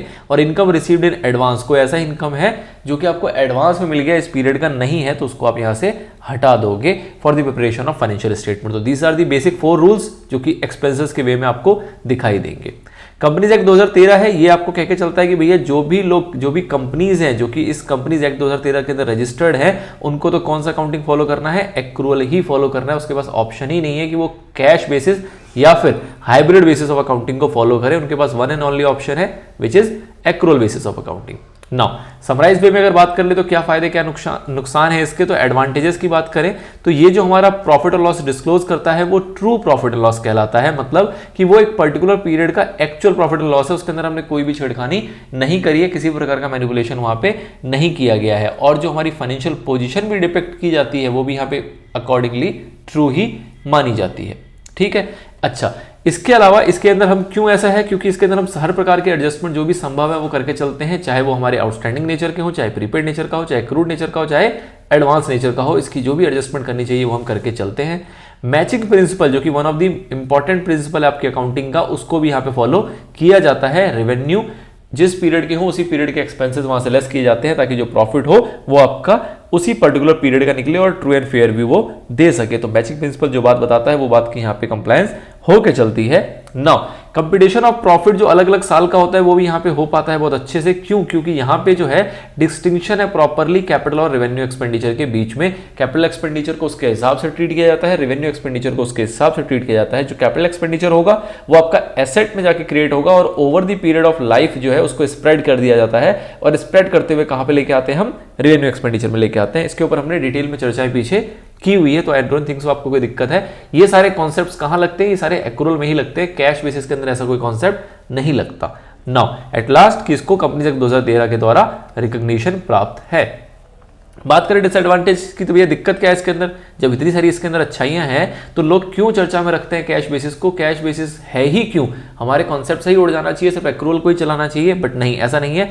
कैश बेसिस बहुत ही सिंपल है, जैसे कि मैंने भी सवाल भी देखा था, या आप अगर समझ भी पा रहे हो तो इसके अंदर बहुत सारी एडजस्टमेंट्स की रिक्वायरमेंट रहेंगी, जैसे हम यहाँ देख रहे हैं कि प्रीपेड है, आउटस्टैंडिंग है, एडवांस है, एक्रूड है, इस टाइप की बहुत सारी प्रकार की एडजस्टमेंट्स यहाँ पे ध्यान में रखनी पड़ती हैं। ये कैपिटल एक्सपेंडिचर, रेवेन्यू एक्सपेंडिचर के कॉन्सेप्ट को ध्यान में रखना पड़ता है। But cash basis of accounting आपका बिल्कुल सिंपल है, जो आया वो प्लस, जो गया वो माइनस, जयराम जी की। तो इस वजह से ये इसकी डिसएडवांटेजेस हैं एक्रूअल की, कि ये इतना सिंपल नहीं है जितना सिंपल आपका कैश बेसिस है। ये कहीं हद तक कॉम्प्लेक्स सिस्टम ऑफ अकाउंटिंग हो जाता है। उसके बाद इसके अंदर हम कई सारे एस्टिमेट्स और कई सारे पर्सनल जजमेंट्स यूज करते हैं, तो इस वजह से भी ये इसकी डिसएडवांटेजेस है कि भैया यहाँ पे आपके अपने जजमेंट्स यूज हो रहे हैं, अपने एस्टिमेट्स। जजमेंट्स कैसे? कि आपके पास डेप्रिसिएशन का 2 मेथड है, आप SLM यूज कर सकते हो, आप WDV यूज कर सकते हो। क्या होता है फिलहाल आपको सोचने की जरूरत नहीं है, बट द पॉइंट इज कि कोई भी 2 प्रकार के अगर ऑप्शंस दिए हुए हैं तो आपके पास यहाँ पे अपनी चॉइस है कि आप इसको चूज करते हैं कि इसको चूज करते हैं। राम इसको चूज कर सकता है और श्याम चाहे तो इसको चूज कर सकता है, या फिर पहले राम ने ये चूज किया था और आगे चल के राम चाहे तो इसको फिर से बदल के WDV में आ सकता है। तो दिस टाइप की जजमेंट्स और एस्टिमेट्स का आपके पास एडवांटेज है। इस वजह से कहते हैं कि भैया इसमें तो इंसान अपनी मनमानी चला सकता है, तो this is one of kind of disadvantages in accrual system of accounting. ठीक है, चलिए जी, तो ये बेसिक्स थे। ऑल्दो हमने इसके ऊपर काफी चर्चाएं पीछे की हुई थी। अब अगर इसके ऊपर हम सवाल सॉल्व करने की कोशिश करें तो जो हमने एक क्वेश्चन किया था जिसको हमने सॉल्व किया था under cash basis of accounting, इसी को अगर हम सॉल्व करते हैं as per accrual basis of accounting, मतलब सेम क्वेश्चन नंबर 1 में कहा जा रहा है कि इस पे नेट प्रॉफिट और लॉस कैलकुलेट करके दिखाओ as per accrual basis of accounting. तो अगर एक्रूअल के कॉन्सेप्ट से काम करेंगे तो हमें इस पे कैसे काम करना होगा, हम कहेंगे क्रेडिट सेल है, कोई दिक्कत नहीं, ये भी इंक्लूड किया जाएगा। आप मेंशन करोगे क्रेडिट सेल्स कितना, 2,50,000, ठीक है। अगला क्या आएगा, कैश सेल्स, तो कैश सेल्स तो आना ही आना है, इसमें तो कोई दोहरा ही नहीं है। तो कैश सेल्स कितना है, 4 लाख रुपए, ये भी आप इसमें ऐड कर दोगे। इसके बाद अगला क्या है, expenses out of which 30,000 is still to be paid, 50,000, 50,000 का खर्चा है, 30,000 अभी हमने देना बाकी है, मतलब 20 दे चुके हैं, 30 क्या है, आउटस्टैंडिंग है। तो इसको भी आप क्या करोगे, आप लिखोगे यहां पे कैश एक्सपेंस कितना, 20,000 रुपए, सॉरी, या इसको इस तरीके से आप, बेसिकली प्रेजेंटेशन का एरिया है, इसको मैं और अच्छे से आपको क्लियर कराऊंगा आगे चल के, बट फिलहाल बात करें तो आप ऐसे कह सकते हो कि टोटल जो आपका रेवेन्यू है वो कितना निकल के आया, 6,50,000। अब इसमें से अगर हम एक्सपेंसेस की बात करें तो पहला एक्सपेंस था आपका क्या, कैश एक्सपेंस विच इज 20,000, और दूसरा क्या था आपका आउटस्टैंडिंग एक्सपेंस, जो कि आपका अभी पे नहीं किया गया है, वो कितना था, 30,000 रुपए। आप एक साथ भी 50,000 लिख सकते थे, कोई दिक्कत नहीं है, these all are type of presentations, लोग किसी भी तरीके से प्रेजेंट करें, पॉइंट वही है जो चल रहा है यहां पे, इसमें कोई दिक्कत वाली बात नहीं है। तो टोटल आपका खर्चा कितना हो गया, 50,000, इसको आप बोलोगे क्या, एक्सपेंसेस। लेट से रेवेन्यू को मैं कह देता हूं ए और एक्सपेंसेस को कह देता हूं बी, तो आप क्या बोलोगे, नेट प्रॉफिट, जो कैसे निकलेगा, ए माइनस बी। तो ए में से जब बी को लेस करोगे तो 650 में से 50 गया, कितना आएगा आपका, 6 लाख रुपए। This is your profit, plus में आया तो प्रॉफिट है, माइनस में आता तो लॉस हो जाता, ठीक है। तो this is the way how we calculate our profit and loss account under accrual basis of accounting. अब आप देखोगे तो जब आपने इसमें काम किया था तो आपने 40,000 में से सिर्फ 20,000 माइनस किया था, और कैश बेसिस ऑफ अकाउंटिंग में आपने प्रॉफिट बताया था 3,80,000 रुपए, और इसके अंदर प्रॉफिट आया आपका 6 लाख रुपए का, काफी डिफरेंस है। अब किसी को आप 3,80,000 बचाओ और किसी को 6 लाख बताओ, तो इसके अंदर आपके जो यूजर्स हैं उसके ओपिनियन काफी हद तक चेंज हो सकते हैं। तो इसलिए ये भी मैटर करता है कि यूजर जो है वो डिसाइड जो करें वो सही प्रॉफिट और लॉस पे डिसाइड करें, और जो आपका एक्रूअल बेसिस प्रॉफिट लॉस बता रहा है वो आपका एक्चुअल है, ट्रू प्रॉफिट एंड लॉस है as compare to cash basis of accounting. तो this is the way how we calculate, यहां पे सारी आउटस्टैंडिंग और सारी क्रेडिट वाली आइटम्स को भी इंक्लूड कर लिया जाता है in our computation of profit and loss, ठीक है सर। चलिए, तो this is all about accrual basis of accounting. Now बात करेंगे हाइब्रिड की और थोड़ी सी और टेक्निकल, फिर आ जाएंगे हम अपने सवालों के ऊपर। तो इतना ही था एक्रूअल के अंदर जो आपको बताना था, लेंगे ब्रेक, फिर करेंगे करेक्ट। चलिए जी, तो अभी तक जो हमने बात की है वो बात की है अपने कैश बेसिस ऑफ अकाउंटिंग की, और फिर सेकंड बात की हमने एक्रूअल बेसिस ऑफ अकाउंटिंग की। अब अगर इसी में हम आगे बढ़ते हैं तो हमारे पास एक और कॉन्सेप्ट आता है जिसको हम कहते हैं हाइब्रिड या फिर मिक्स्ड बेसिस ऑफ अकाउंटिंग, मतलब जहां पे कैश और क्रेडिट दोनों का कंपोनेंट रहेगा, मतलब जहां पे कैश बेसिस और एक्रूअल बेसिस दोनों की बात करके चलेंगे। कुछ के लिए कैश बेसिस अप्लाई होगा, कुछ के लिए हमारा एक्रूअल बेसिस अप्लाई होगा। बट वहां तक पहुंचने से पहले अगर एक मोटे तौर पे हम बात करें कि क्या डिफरेंस है हमारे कैश बेसिस ऑफ अकाउंटिंग में और एक्रूअल बेसिस ऑफ अकाउंटिंग में, तो वो फटाफट से एक बार कोशिश करते हैं समझने की, ताकि एक समराइज वे में रिवाइज हो जाए कि हाँ भाई दोनों में फर्क क्या है। ऑल्दो मैं पूरी तरीके से एश्योर हूं यहां पे कि आपको इसमें कोई दिक्कत है नहीं, आपको ये बात अच्छे से समझ में आ गई है, बट स्टिल एक बार इसको लेके चलते हैं और कोशिश करते हैं इसको कवर करने की। चलिए सर, तो फटाफट से एक टेबल बनाएंगे। कभी भी हम डिफरेंस लेते हैं तो उसके लिए क्या ड्रॉ करते हैं, एक टेबल।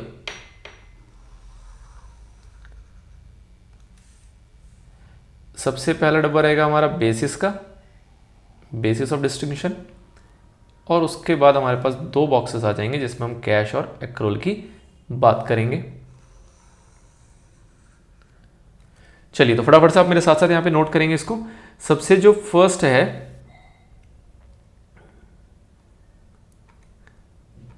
वो है आपका बेसिस।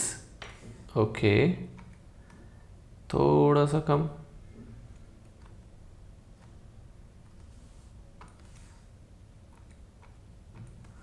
सबसे पहला जो है वो है यहां पे बेसिस। दूसरे में हम बात करेंगे कैश बेसिस ऑफ अकाउंटिंग, और उसके बाद अगले में बात करेंगे हम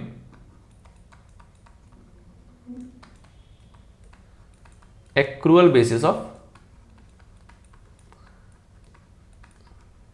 अकाउंटिंग। ठीक है, सबसे पहला बेसिस लेते हैं रिकॉर्डिंग ऑफ कैश,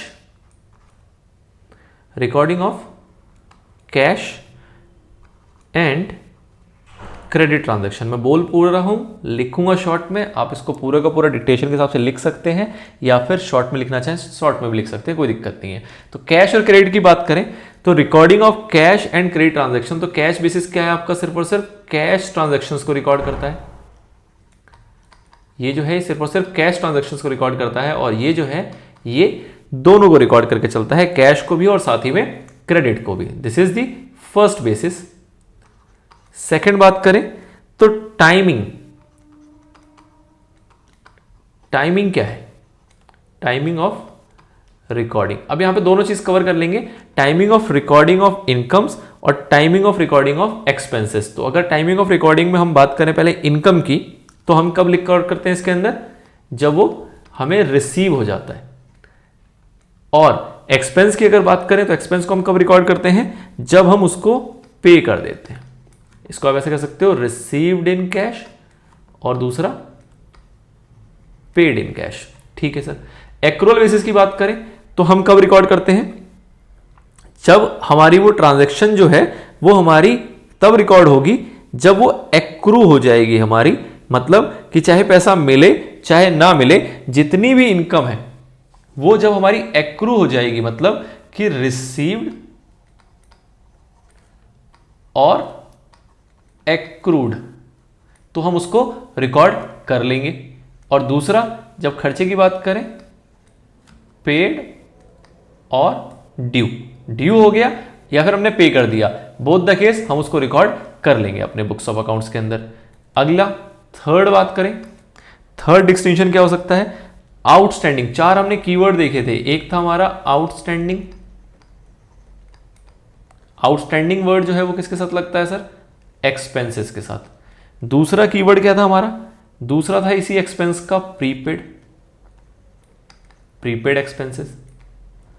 तीसरा कीवर्ड क्या था कि जब हमें कोई इनकम हो तो इनकम के टर्म्स में हम कहते हैं क्या, एक्रूड इनकम्स, मतलब वो इनकम जो एक्रू हो गई है बट रिसीव नहीं हुई। और last but not the least क्या था हमारा, इनकम रिसीव्ड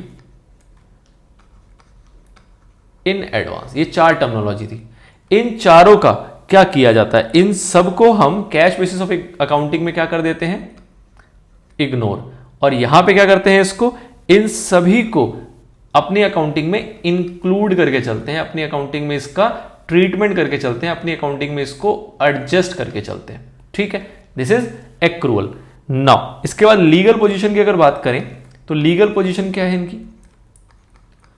लीगल पोजीशन बोले तो क्या कोई एक्ट है जो कैश बेसिस ऑफ अकाउंटिंग को सपोर्ट करता है, तो आप बोलोगे क्या कि नो, आप क्या बोलोगे, नॉट रिकॉग्नाइज्ड। कहां पे, इन कंपनीज एक्ट 2013। और इसको क्या बोलोगे आप, रिकॉग्नाइज्ड इन कंपनीज एक्ट 2013। इसके बाद अगला बात करें कि भैया प्रॉफिट एंड लॉस को अगर करेक्ट निकालने की बात करें, करेक्ट प्रॉफिट एंड लॉस, तो कौन निकाल के बताता है, क्या कैश बेसिस ऑफ अकाउंटिंग आपको करेक्ट इंफॉर्मेशन देता है या फिर एक्रूअल, तो ये प्रोवाइड करता है। ये जो देता है वो क्या है, वो इनकरेक्ट हो सकता है या फिर manipulative profit and loss account हो सकता है, बट ये जो देता है ये क्या देता है, ये देता है true and fair view of profit and loss. Profit होगा तो भी वो सही होगा और लॉस होगा तो वो भी सही माना जाएगा on the basis of accrual basis of accounting. और लास्ट बात कर लेते हैं सुटेबिलिटी की, कि किसके लिए कौन सा सही है। तो सुटेबिलिटी में हमने देखा कि जो हमारे प्रोफेशनल्स हैं उनके लिए तो cash basis of accounting suit करता है, जैसे कि लॉयर्स थे, चार्टर्ड अकाउंटेंट्स थे, इन लोगों के लिए कैश बेसिस ऑफ अकाउंटिंग है जो सुटेबल है। डॉक्टर्स वगैरह हो गए जो कि उधारी पे काम ही नहीं करते। बट इसके अलावा सब जितने भी आपके बिजनेस एंटरप्राइजेज हैं जो कि प्रॉफिट मोटिव में काम करती हैं, प्रॉफिट मोटिव में आपके ये डॉक्टर्स प्रोफेशनल्स भी काम करते हैं, लेकिन ये एक्सेप्शनल्स हो गए। क्यों? क्योंकि ये जो काम करते हैं वो हमेशा कैश बेसिस होता है, क्रेडिट बेसिस पे नहीं होता। बट अदर देन दैट जितने भी प्रॉफिट मोटिव ऑर्गेनाइजेशंस होते हैं, बिजनेस एंटरप्राइज होते हैं, वो सारे के सारे क्रेडिट में भी डील करते हैं, चाहे वो लेने की बात हो चाहे वो देने की बात हो। मतलब कहीं से पैसा रिसीव करना है, मतलब वो अगर सेल करते हैं तो भी वो क्रेडिट में करना पसंद करते हैं, और अगर वो परचेज करते हैं तो भी वो क्रेडिट में परचेज करना पसंद करते हैं, या फिर जो हमारा एटमोस्फेयर है वही ऐसा है कि उन्हें वो करना पड़ता है। ठीक है सर, तो these are the basic distinctions between the cash basis of accounting and the accrual basis of accounting. मोटे मोटे तौर पर हम बात करें तो हमने यही सारी चीजें पढ़ी है। नाउ जो तीसरा कॉन्सेप्ट निकल के आता है वो बात करता है आपसे हाइब्रिड की। अब हाइब्रिड के अंदर क्या है, इसके अंदर दोनों ही कंपोनेंट आपके समा गए, आपका कैश बेसिस ऑफ अकाउंटिंग भी कवर हो गया और इसके अंदर एक्रूअल बेसिस ऑफ अकाउंटिंग भी आ गया। तो मतलब कि मिक्सचर अगर हम बोलें किसका, कैश बेसिस का और एक्रूअल बेसिस का, तो उसे हम कहते हैं हाइब्रिड। अब बताओ हाइब्रिड अच्छा होगा या बुरा होगा? देखो कैश बेसिस अपने आप में बहुत सिंपल है, एक्रूअल अपने आप में काफी डिफिकल्ट है। अब आपसे कहा जाए कि भैया कुछ बातें इसकी याद रखना और कुछ बातें इसकी याद रखना, तो मैं कहूं अपने हिसाब से तो वो और ज्यादा डिफिकल्ट हो जाता है। इसलिए जो मैंने आपको स्टार्टिंग में बताया कि 99% लोग एक्रूअल पे काम करते हैं, उसके बाद 0.999% लोग कैश में काम करते हैं, उसके अलावा जो बच गए 0.00001% अगर कोई ऐसा होगा वो हाइब्रिड में काम करता होगा। ऑल्दो प्रैक्टिकली मैंने ऐसा कोई व्यक्ति नहीं देखा जो कि हाइब्रिड या फिर mixed basis of accounting follow करता है। बट ठीक है, कॉन्सेप्चुअली है, एग्जिस्ट करता है इस दुनिया में, करने वाले कर सकते हैं, तो इसलिए हमें इसको पढ़ना है। ठीक है सर, क्या होता है इसके अंदर? इसके अंदर जितने भी रेवेन्यू और एसेट्स हैं उसको तो हम कैश बेसिस में रिकॉर्ड करते हैं। देखो यहाँ पे क्या है ना, थोड़ा सा कंजर्वेटिव होकर सोचा जाएगा कि रेवेन्यू, जैसे कि हम अपने एक कॉन्सेप्ट भी पढ़ा था जहां हमने क्या देखा था, do not anticipate your profit but anticipate your all future losses. मतलब कोई भी अगर एंटिसिपेटेड लॉस होने वाला है तो उसको रिकॉर्ड कर लो। ये कौन बोलता था आपको? प्रूडेंस कहता था। और अगर कोई फ्यूचर में प्रॉफिट दिख रहा है तो उसको रिकॉर्ड मत करो, तो वही चीज ये भी कहता है। ये क्या कहता है कि भैया अगर रेवेन्यू है ना तो वो कैश बेसिस में रिकॉर्ड करना। कैश बेसिस मतलब कि रेवेन्यू की बात करें तो जब पैसा आ जाए तभी रिकॉर्ड करना। एसेट्स की बात करें तो उसको कब रिकॉर्ड करना? कैश बेसिस में रिकॉर्ड करना। लेकिन अगर एक्सपेंसेस या लायबिलिटी है तो एक्रूअल बेसिस पे कर लेना। मतलब पैसा नहीं भी दिया पर लगता है कि देना पड़ेगा तो उसको आपको बुक्स में रिकॉर्ड करना है। कोई लायबिलिटी ऐसी है जो कि अभी नहीं चुकाई है लेकिन लगता है कि आप चुकाओगे तो उसको आपको यहाँ पे रिकॉर्ड कर देना है। मतलब क्या हुआ कि ये इसने उसको बांट दिया, इसने उसको बांट दिया। हम या तो इन चारों कॉन्सेप्ट में, चाहे रेवेन्यू हो, चाहे एक्सपेंस हो, चाहे एसेट्स हो, चाहे लायबिलिटी हो, इसमें हम क्या करते थे कि या तो कैश बेसिस लगाते थे चारों में, या फिर चारों में ही एक्रूअल कॉन्सेप्ट लगाते थे। बट हाइब्रिड क्या कह रहा है? ये कह रहा है कि ये अच्छी अच्छी वाली चीजें जो आपके फायदे की होती है, रेवेन्यूज और एसेट्स जो हैं वो किसी भी बिजनेस एंटरप्राइज के लिए एक फायदे का सेगमेंट होता है, उनका पॉजिटिव सेगमेंट होता है। तो इसमें तो उन्होंने रूल लगा दिया कि इसमें कैश बेसिस फॉलो कर लो, और एक्सपेंसेस और लायबिलिटीज के अंदर रूल लगा दिया जो कि आपके लिए नेगेटिव का सौदा होता है, आपके नुकसान का एक उसका पोर्शन होता है आपका, उसके लिए कह दिया कि यहां पे क्या यूज कर सकते हो आप? एक्रूअल। अगर कोई व्यक्ति ऐसा करके चलता है तो उसको कहा जाता है कि आप क्या फॉलो करते हो? Mixed basis of accounting. Usually, professional people such as doctors, lawyers, etc. adopt this method and prepare receipt and expenditure account to ascertain their net income during the period. अब आपने क्या देखा? आपने देखा कि जब हम कैश बेसिस ऑफ अकाउंटिंग की बात कर रहे थे तो हम वहां पे कौन सा अकाउंट बनाते थे? उसके अंदर हम बनाते थे कौन सा? Receipt and payment account. ठीक है, वहां पे हम सीधा रिसिप्ट की बात करते थे, पेमेंट की बात करते थे। यहां पे क्या कह रहा है रिसिप्ट तो बनाना है लेकिन पेमेंट नहीं, उसके बदले क्या बनाना है आपको? एक्सपेंडिचर अकाउंट बनाना है। मतलब कि एक्सपेंडिचर में आप कैश भी लोगे और क्रेडिट भी ले लोगे, मतलब आउटस्टैंडिंग एक्सपेंसेस वगैरह भी आपको एक्सपेंडिचर में ऐड करने पड़ते हैं। क्यों? क्योंकि वो आपने अभी नहीं दिए बट आगे आपको देने हैं, तो उसको एक्सपेंडिचर टर्म कह दिया। यहाँ पे पेमेंट की बात नहीं कर रहा। कैश बेसिस में हम क्या बात करते थे? हम बोलते थे रिसिप्ट एंड पेमेंट अकाउंट बनाओ, एक तरफ रिसिप्ट दिखाओ, एक तरफ पेमेंट दिखाओ, नेट करो, जो आया वो आपका प्रॉफिट या लॉस होगा। यहाँ कह रहा है रिसिप्ट तो दिखाने हैं आपको कैश बेसिस पे, इसलिए रिसिप्ट्स ले लो, बट एक्सपेंडिचर दिखाना है आपको एक्रूअल बेसिस पे, इसलिए यहाँ पे एक्सपेंडिचर का अकाउंट बनाओ, और उसको फिर जब नेट करोगे तो आपको पता लगेगा कि आपको फायदा हुआ या नुकसान हुआ। ठीक है, यहां पे भी एग्जांपल में कहा जा रहा है डॉक्टर्स लॉयर्स इसको फॉलो करते हैं। बेसिकली जो कैश बेसिस फॉलो करता है उसी के दिल में कभी आ सकता है कि हम मिक्स पे आ जाते हैं, जहां पे हम कहें कि हम ना कैश पे हैं ना हम एक्रूअल पे हैं। तो इसलिए कहा जा रहा है कि जो कैश बेसिस वाले होंगे वो इसके बारे में फिर भी सोच सकते हैं, बट एक्रूअल जो फॉलो कर रहा होगा वो कभी भी इसके बारे में नहीं सोचेगा, क्योंकि वो ऑलरेडी एक बेस्ट जो मेथड होना चाहिए वो उसको फॉलो करके चल रहा है। ठीक है, तो कैश बेसिस वाले के लिए ऐसा हो गया कि कैश बेसिस वाले अगर एक्रूअल में शिफ्ट करना चाहते हैं तो बोलते हैं कि चलो जी एक स्टेप आगे बढ़ाते हैं और पहले एक बार हाइब्रिड को फॉलो करके देखते हैं, अगर हाइब्रिड जमेगा तो हम एक्रूअल की तरफ जाएंगे। They ignore their outstanding incomes, ये आउटस्टैंडिंग इनकम को इग्नोर कर रहे हैं, but take into consideration outstanding expenses. Outstanding income का मतलब क्या होता है? Accrued income. ये जनरली वर्ड्स हैं जो आपको यूज करने होते हैं। वो पैसा जो कि आपने कमा लिया लेकिन मिला नहीं है, तो उसको हम क्या बोलते हैं? Accrued income. वो पैसा जो आपने गवा दिया, खर्च कर दिया, लेकिन अभी पैसे दिए नहीं है, पेमेंट नहीं किए, तो उसको बोलते हैं आउटस्टैंडिंग एक्सपेंस। मतलब एक्सपेंस के साथ हम जो वर्ड यूज करते हैं वो क्या यूज करते हैं? आउटस्टैंडिंग। और इनकम के साथ जो वर्ड यूज करते हैं वो आउटस्टैंडिंग ना यूज करके लिख दो, कोई आपदा नहीं आ जाएगी, बट एक नॉमेनक्लेचर है जो जनरली मार्केट में चलता है कि हम इनकम के साथ जब बात करते हैं तो हम आउटस्टैंडिंग वर्ड ना बोल के क्या वर्ड बोलते हैं? एक्रूड। दोनों का मतलब मोटा मोटा सेम है। एक्रूड इनकम मतलब वो इनकम जो आपने कमा लिया, आपको मिली नहीं है, और जब एक्सपेंस में आउटस्टैंडिंग लगाते हो मतलब वो खर्चा जो आपने कर दिया है लेकिन अभी आपने उसकी पेमेंट की नहीं है। The idea is to claim deduction of outstanding expense while computing taxable income. अब इसका मोटा मोटा जो बेनिफिट है वो क्या निकल के आ रहा है कि भैया खर्चे तो आप सारे ले लोगे, कैश वाले भी ले लोगे और आउटस्टैंडिंग वाले भी ले लोगे, तो मुद्दा क्या होगा कि आप अल्टीमेटली सारा का सारा डिडक्ट कर पाओगे। जब डिडक्ट रिसिप्ट की बात आएगी तो सिर्फ वही लोगे जो एक्चुअल मिल गया, लेकिन पेमेंट में जब पेमेंट की जगह पर आप एक्सपेंडिचर लोगे तो यहाँ पे आप आउटस्टैंडिंग्स भी जो होंगे वो भी माइनस आप कर पाओगे। जब इनको माइनस करोगे तो कुल मिला के आपका जो प्रॉफिट होगा वो कंपैरेटिवली कम दिखाई देगा, कंपैरेटिवली कम दिखाई देगा। और जब कम दिखाई देगा तो आपकी जो भी इनकम होगी उस पर टैक्स भी कंपैरेटिवली कम जाएगा, क्योंकि आपने इनकम को कम शो की है तो उस पर आपका टैक्स भी ऑटोमेटिकली कम बनेगा। तो जो मेन आइडिया इसके पीछे वो ये है कि आप अपने इनकम को कम कर सको। अगर आप एक्रूअल लोगे तो आप एक्चुअल चलोगे। जब आप बात करते हो कैश बेसिस में तो उसमें कहते हो कि मैनिपुलेशन किसी भी एंगल से हो सकता है, चाहे रिसिप्ट में हो चाहे पेमेंट्स में हो। यहां पे कहा गया कि आप रिसिप्ट्स को अपने हिसाब से रखो जो आपको एक्चुअल रिसिप्ट हो रहा है, लेकिन पेमेंट में आप क्या मान के चलो वहां पे एक्सपेंडिचर्स, चाहे वो आपके एक्चुअल हो चाहे वो आपके आउटस्टैंडिंग वाले हो। और जब ऐसा लोगे तो कुल मिला के जो हो रहा है वो ये कि आपकी जो इनकम होगी वो कंपेरेटिवली कम शो होगी, क्योंकि आपने ये रूल जो है वो रिसिप्ट्स में नहीं लगाया, सिर्फ और सिर्फ एक्सपेंडिचर में लगाया।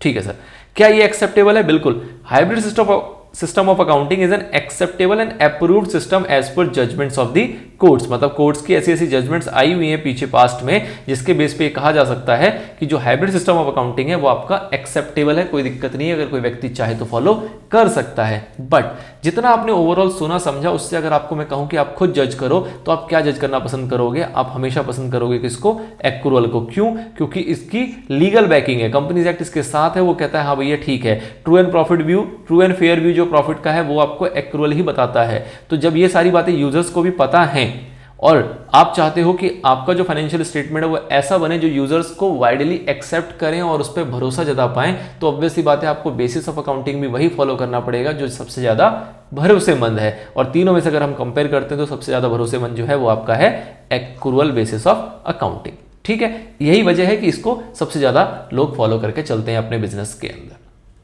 चलिए sir, this is all about the theoretical segment, this is all about this chapter. अब कुछ बात रह जाएंगी जिसमें हम प्रैक्टिस करेंगे क्वेश्चन आंसर्स की। आपने मोटे मोटे 3 ही कॉन्सेप्ट इसके अंदर सीखे हैं।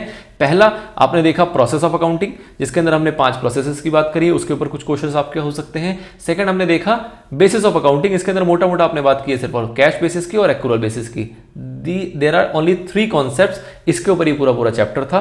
बहुत ज्यादा कुछ बताने को नहीं है, बहुत ज्यादा इसके ऊपर टफ क्वेश्चंस भी नहीं बनते, बिल्कुल बेसिक सा चैप्टर था। ऑल्दो हमें कवर करना था और अच्छे से कवर करना था ताकि उन लोगों को कोई दिक्कत ना आए जो कि अपनी अंडरस्टैंडिंग इस लेवल तक नहीं बना पाए हैं कि इस चैप्टर को वो सेल्फ रीडिंग में खत्म कर सके। तो उनके लिए ये चैप्टर डिवोटेड था, जिसके अंदर हमने काफी कुछ चर्चाएं कर ली और काफी कुछ और डिटेल में इसको एक्सप्लेन करने का प्रयास कर लिया है। थ्योरेटिकल पार्ट हमारा खत्म होता है, प्रैक्टिस करेंगे क्वेश्चंस वगैरह की, एमसीक्यूज वगैरह देखेंगे, ट्रू फॉल्स वगैरह देखेंगे आगे के पार्ट्स में। फिलहाल के लिए इतना ही।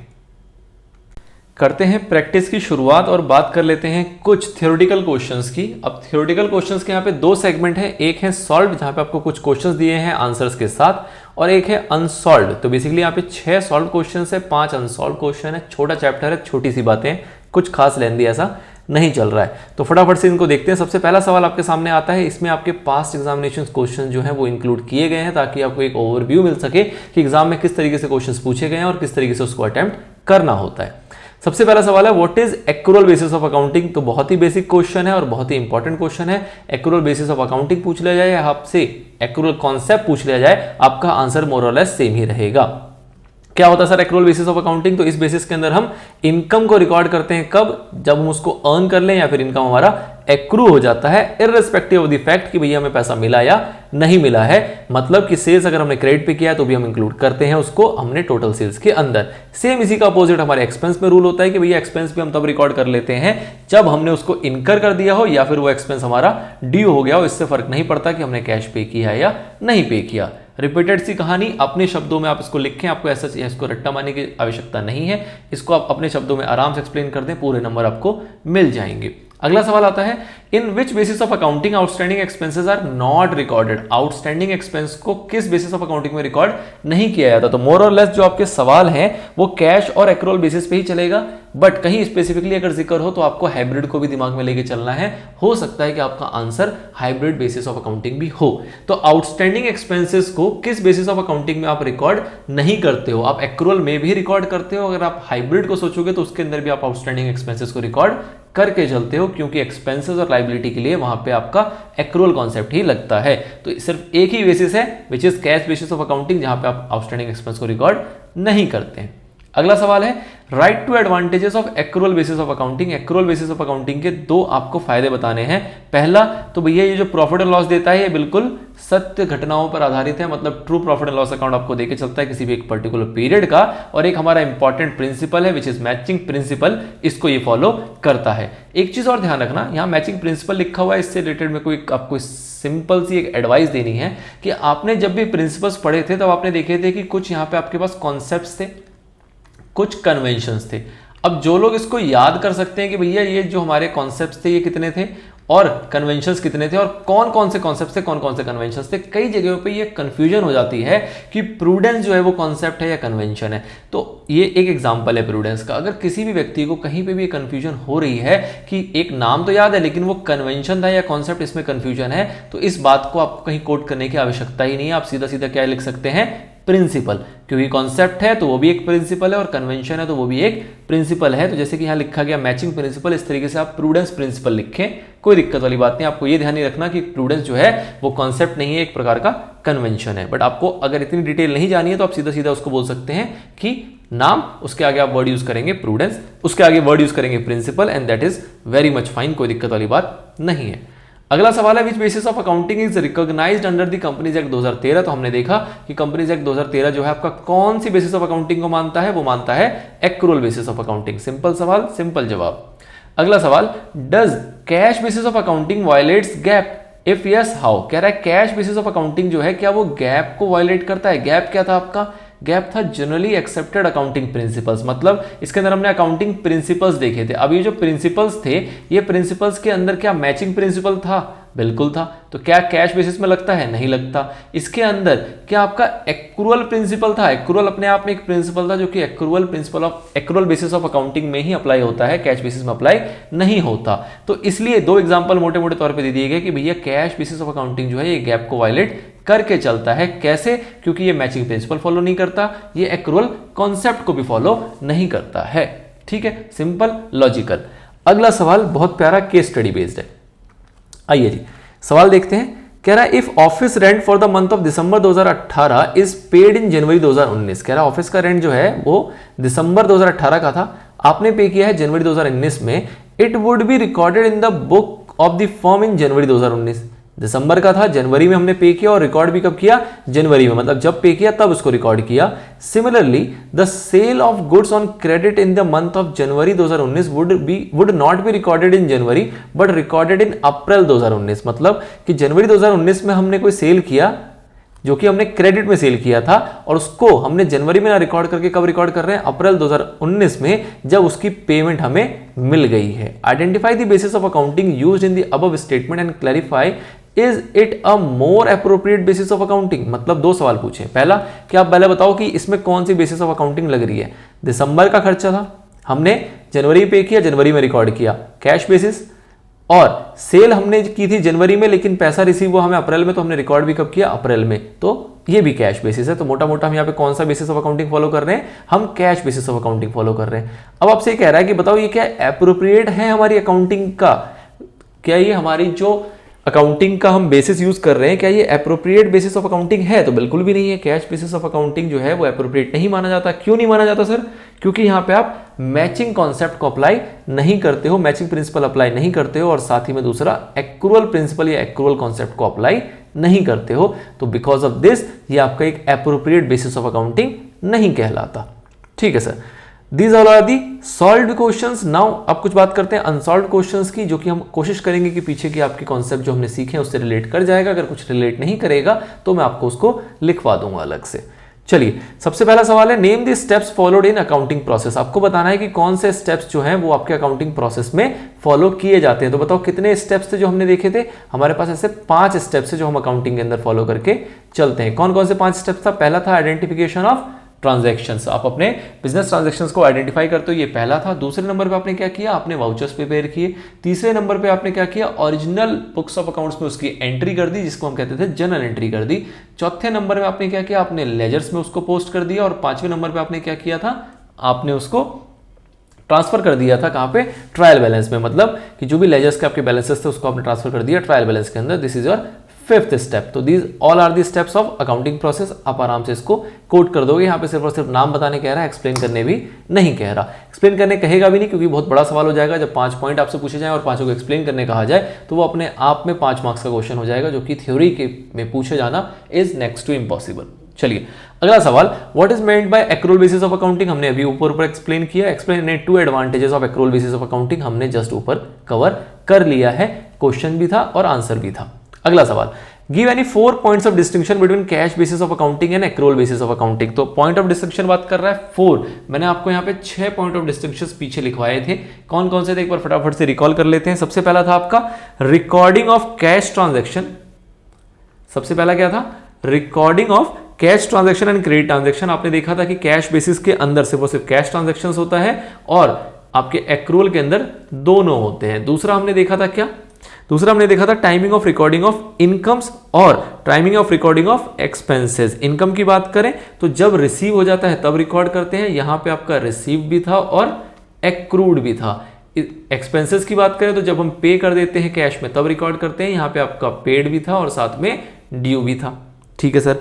Outstanding expense, prepaid expense, accrued incomes और इनकम रिसीव्ड इन एडवांस, इनकी अगर बात करें तो ये चारों चीज जो थी इसकी ट्रीटमेंट यहां पे नहीं होती है, बट यहां पे इसको ट्रीट किया जाता है। लीगल पोजीशंस की बात करें तो कंपनीज एक्ट इसको नहीं मानता, बट इसको यहां पे मान के चलता है। करेक्ट प्रॉफिट एंड लॉस की बात करें तो यहां पे करेक्ट एंड प्रॉफिट लॉस आपका आइडेंटिफाई नहीं होता, बट यहां पे वो होता है। सुटेबिलिटी की बात की थी हमने लास्ट में, जिसमें हमने कहा था क्या कि ये किसके लिए सुटेबल है? ये आपका सुटेबल होता है कैश बेसिस ऑफ अकाउंटिंग आपके डॉक्टर्स के लिए, आपके चार्टर्ड अकाउंटेंट्स के लिए। और ये किसके लिए होता है? सारी वो बिजनेस एंटरप्राइज जो कि प्रॉफिट मोटिव के लिए काम करती हैं, वो सब के सब इसको अप्लाई कर सकते हैं। क्या डॉक्टर्स प्रॉफिट के लिए काम नहीं करते? बिल्कुल, वो भी कर सकते हैं आपका एक्रूअल बेसिस ऑफ अकाउंटिंग को फॉलो। बट इन जनरल ऐसा कहा गया है कि अगर कैश बेसिस की बात करें तो डॉक्टर्स वगैरह ही इसके एग्जांपल में आते हैं और कोई नहीं आ पाता। चलिए सर, तो ये बेसिस था, केवीएस 2022 में पूछा गया है, आप आराम से इसको एक्सप्लेन कर देंगे। अगला सवाल आता है आपके पास क्वेश्चन नंबर 4, जिसमें बात की जा रही है cash basis of accounting is not a better basis for depicting the correct financial position of an enterprise. Do you agree? Give reason in support of your answer. क्या कह रहा है कि कैश बेसिस ऑफ अकाउंटिंग जो है वो एक better basis नहीं है। किस चीज के लिए? फाइनेंशियल पोजीशन बताने के लिए। तो आप यहां पे क्या बोलोगे कि भैया आप जो ये स्टेटमेंट कह रहे हो इससे हम एग्री नहीं करते। क्यों? क्योंकि कैश बेसिस ऑफ अकाउंटिंग जो है वो आपका मैचिंग प्रिंसिपल और एक्रूअल कॉन्सेप्ट को इग्नोर करके चलता है। इस वजह से आपका जो कैश बेसिस ऑफ अकाउंटिंग है वो करेक्ट पिक्चर यहां पे शो नहीं करता, जबकि एक्रूअल बेसिस ऑफ अकाउंटिंग जो है वो बेटर पिक्चर यहां पे शो करके चलता है। ठीक है, तो cash basis of accounting is not a better basis for depicting the correct financial, sorry हमने उल्टा एक्सप्लेन कर लिया इसको।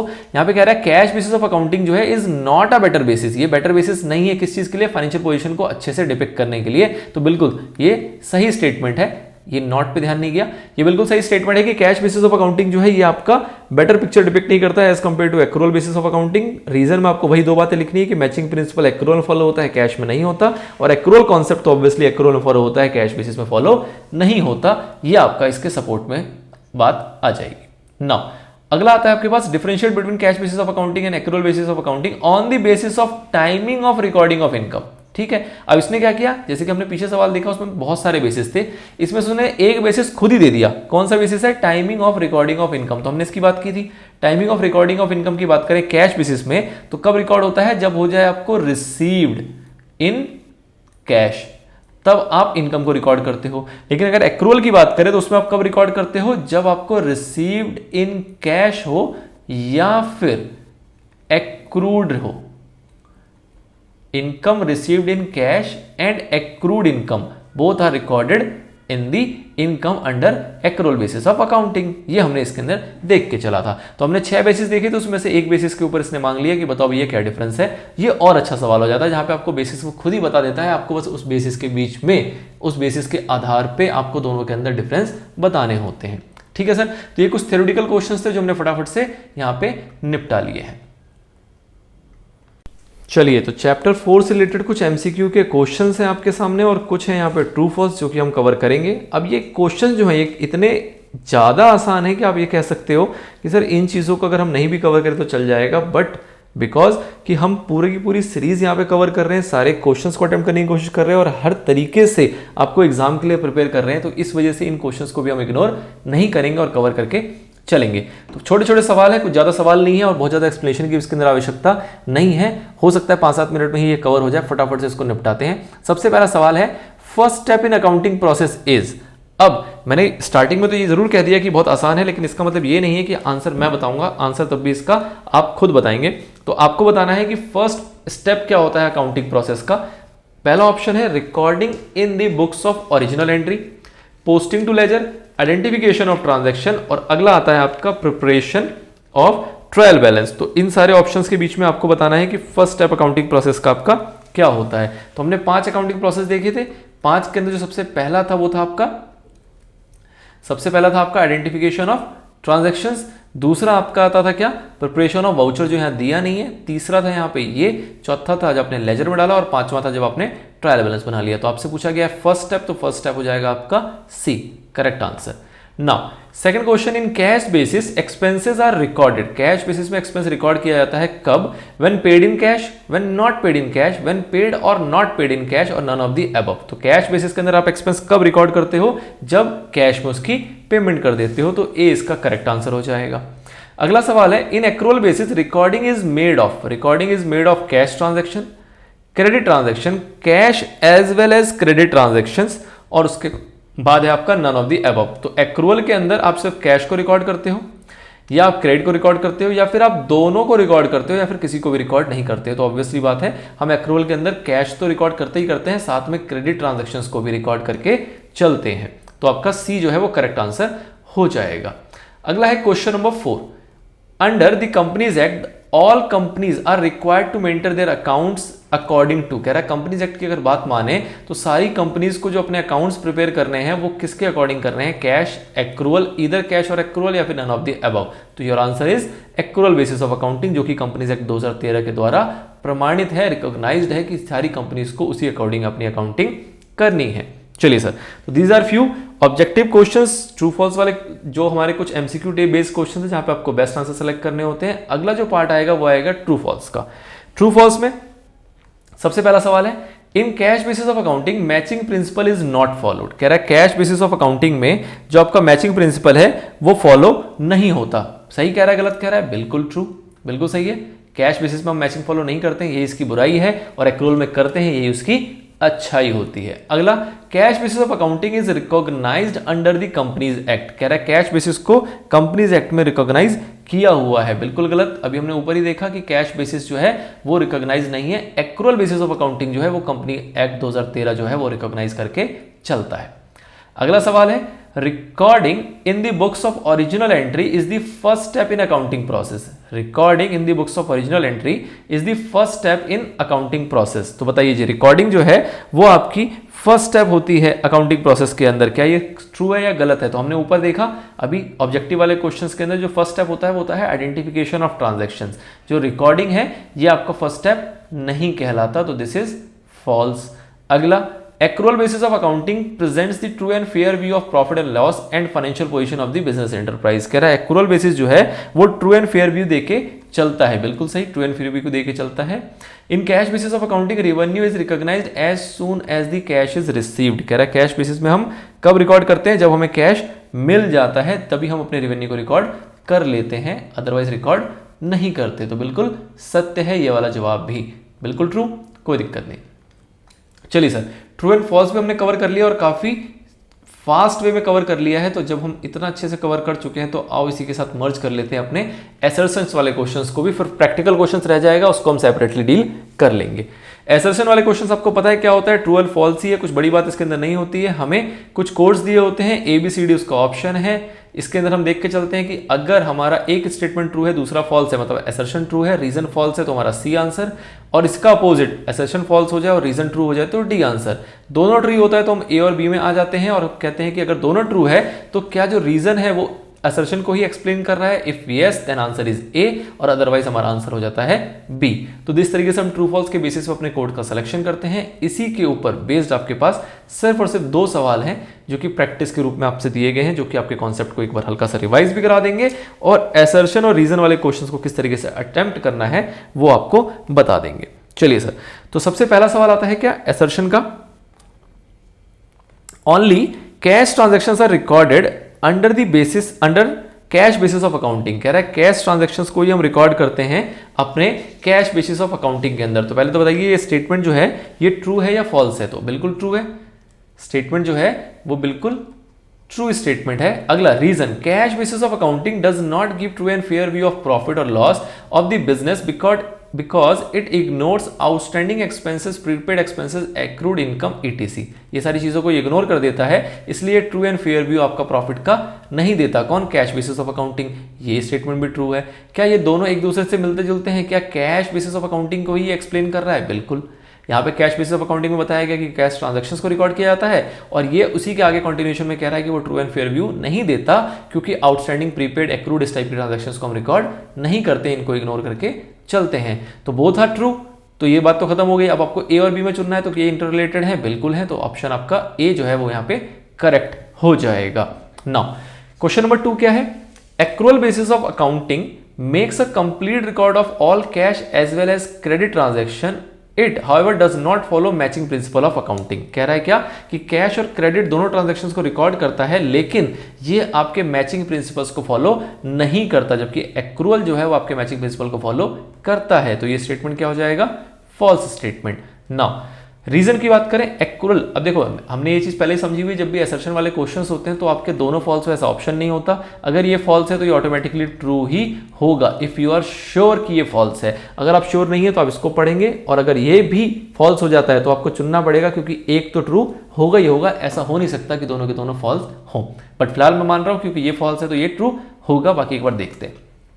Accrual basis of accounting is superior to cash basis of accounting because it depicts true profit and loss of the business and is recognized by the Companies Act 2013।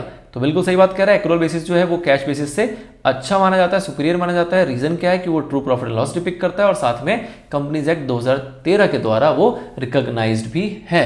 तो ये true हो गया, ये फॉल्स है, तो इस केस में आपका जो ऑप्शन डी है वो आपका यहाँ पे करेक्ट आंसर हो जाएगा। तो this is how we deal with the assertion and reason based questions. Now हमारे पास कुछ प्रैक्टिकल क्वेश्चंस रह गए हैं। इस चैप्टर में पर्टिकुलरली हम 10 का दम की बात नहीं करेंगे। क्यों? क्योंकि इस चैप्टर में ही इतना दम नहीं है कि वो आपको 10 सवाल दे पाए।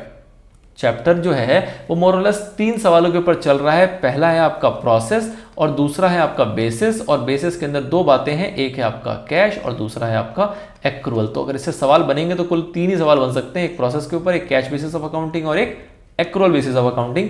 तो इसलिए ऐसे चैप्टर्स में आपके 10 कदम होने का कोई सिग्निफिकेंस रह नहीं जाता, ना इसके अंदर ऐसी कोई रिवीजन की आवश्यकता है जो कि आप 10 कदम के थ्रू रिवाइज करोगे।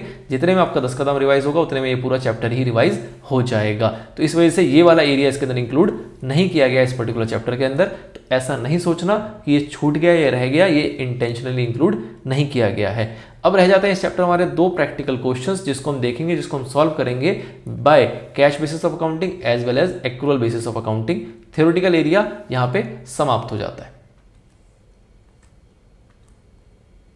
चलिए जी, तो बढ़ते हैं आगे और बात कर लेते हैं हमारे प्रैक्टिकल क्वेश्चंस की।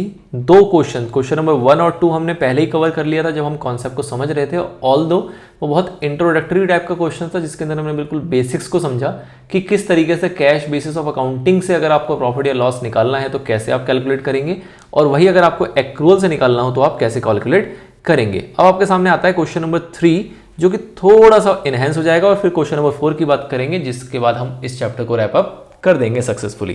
तो क्वेश्चन नंबर 3 जो है वो क्या बात कर रहा है, कह रहा है mister Salman submits you the following particulars for the year ending 31 March 2023।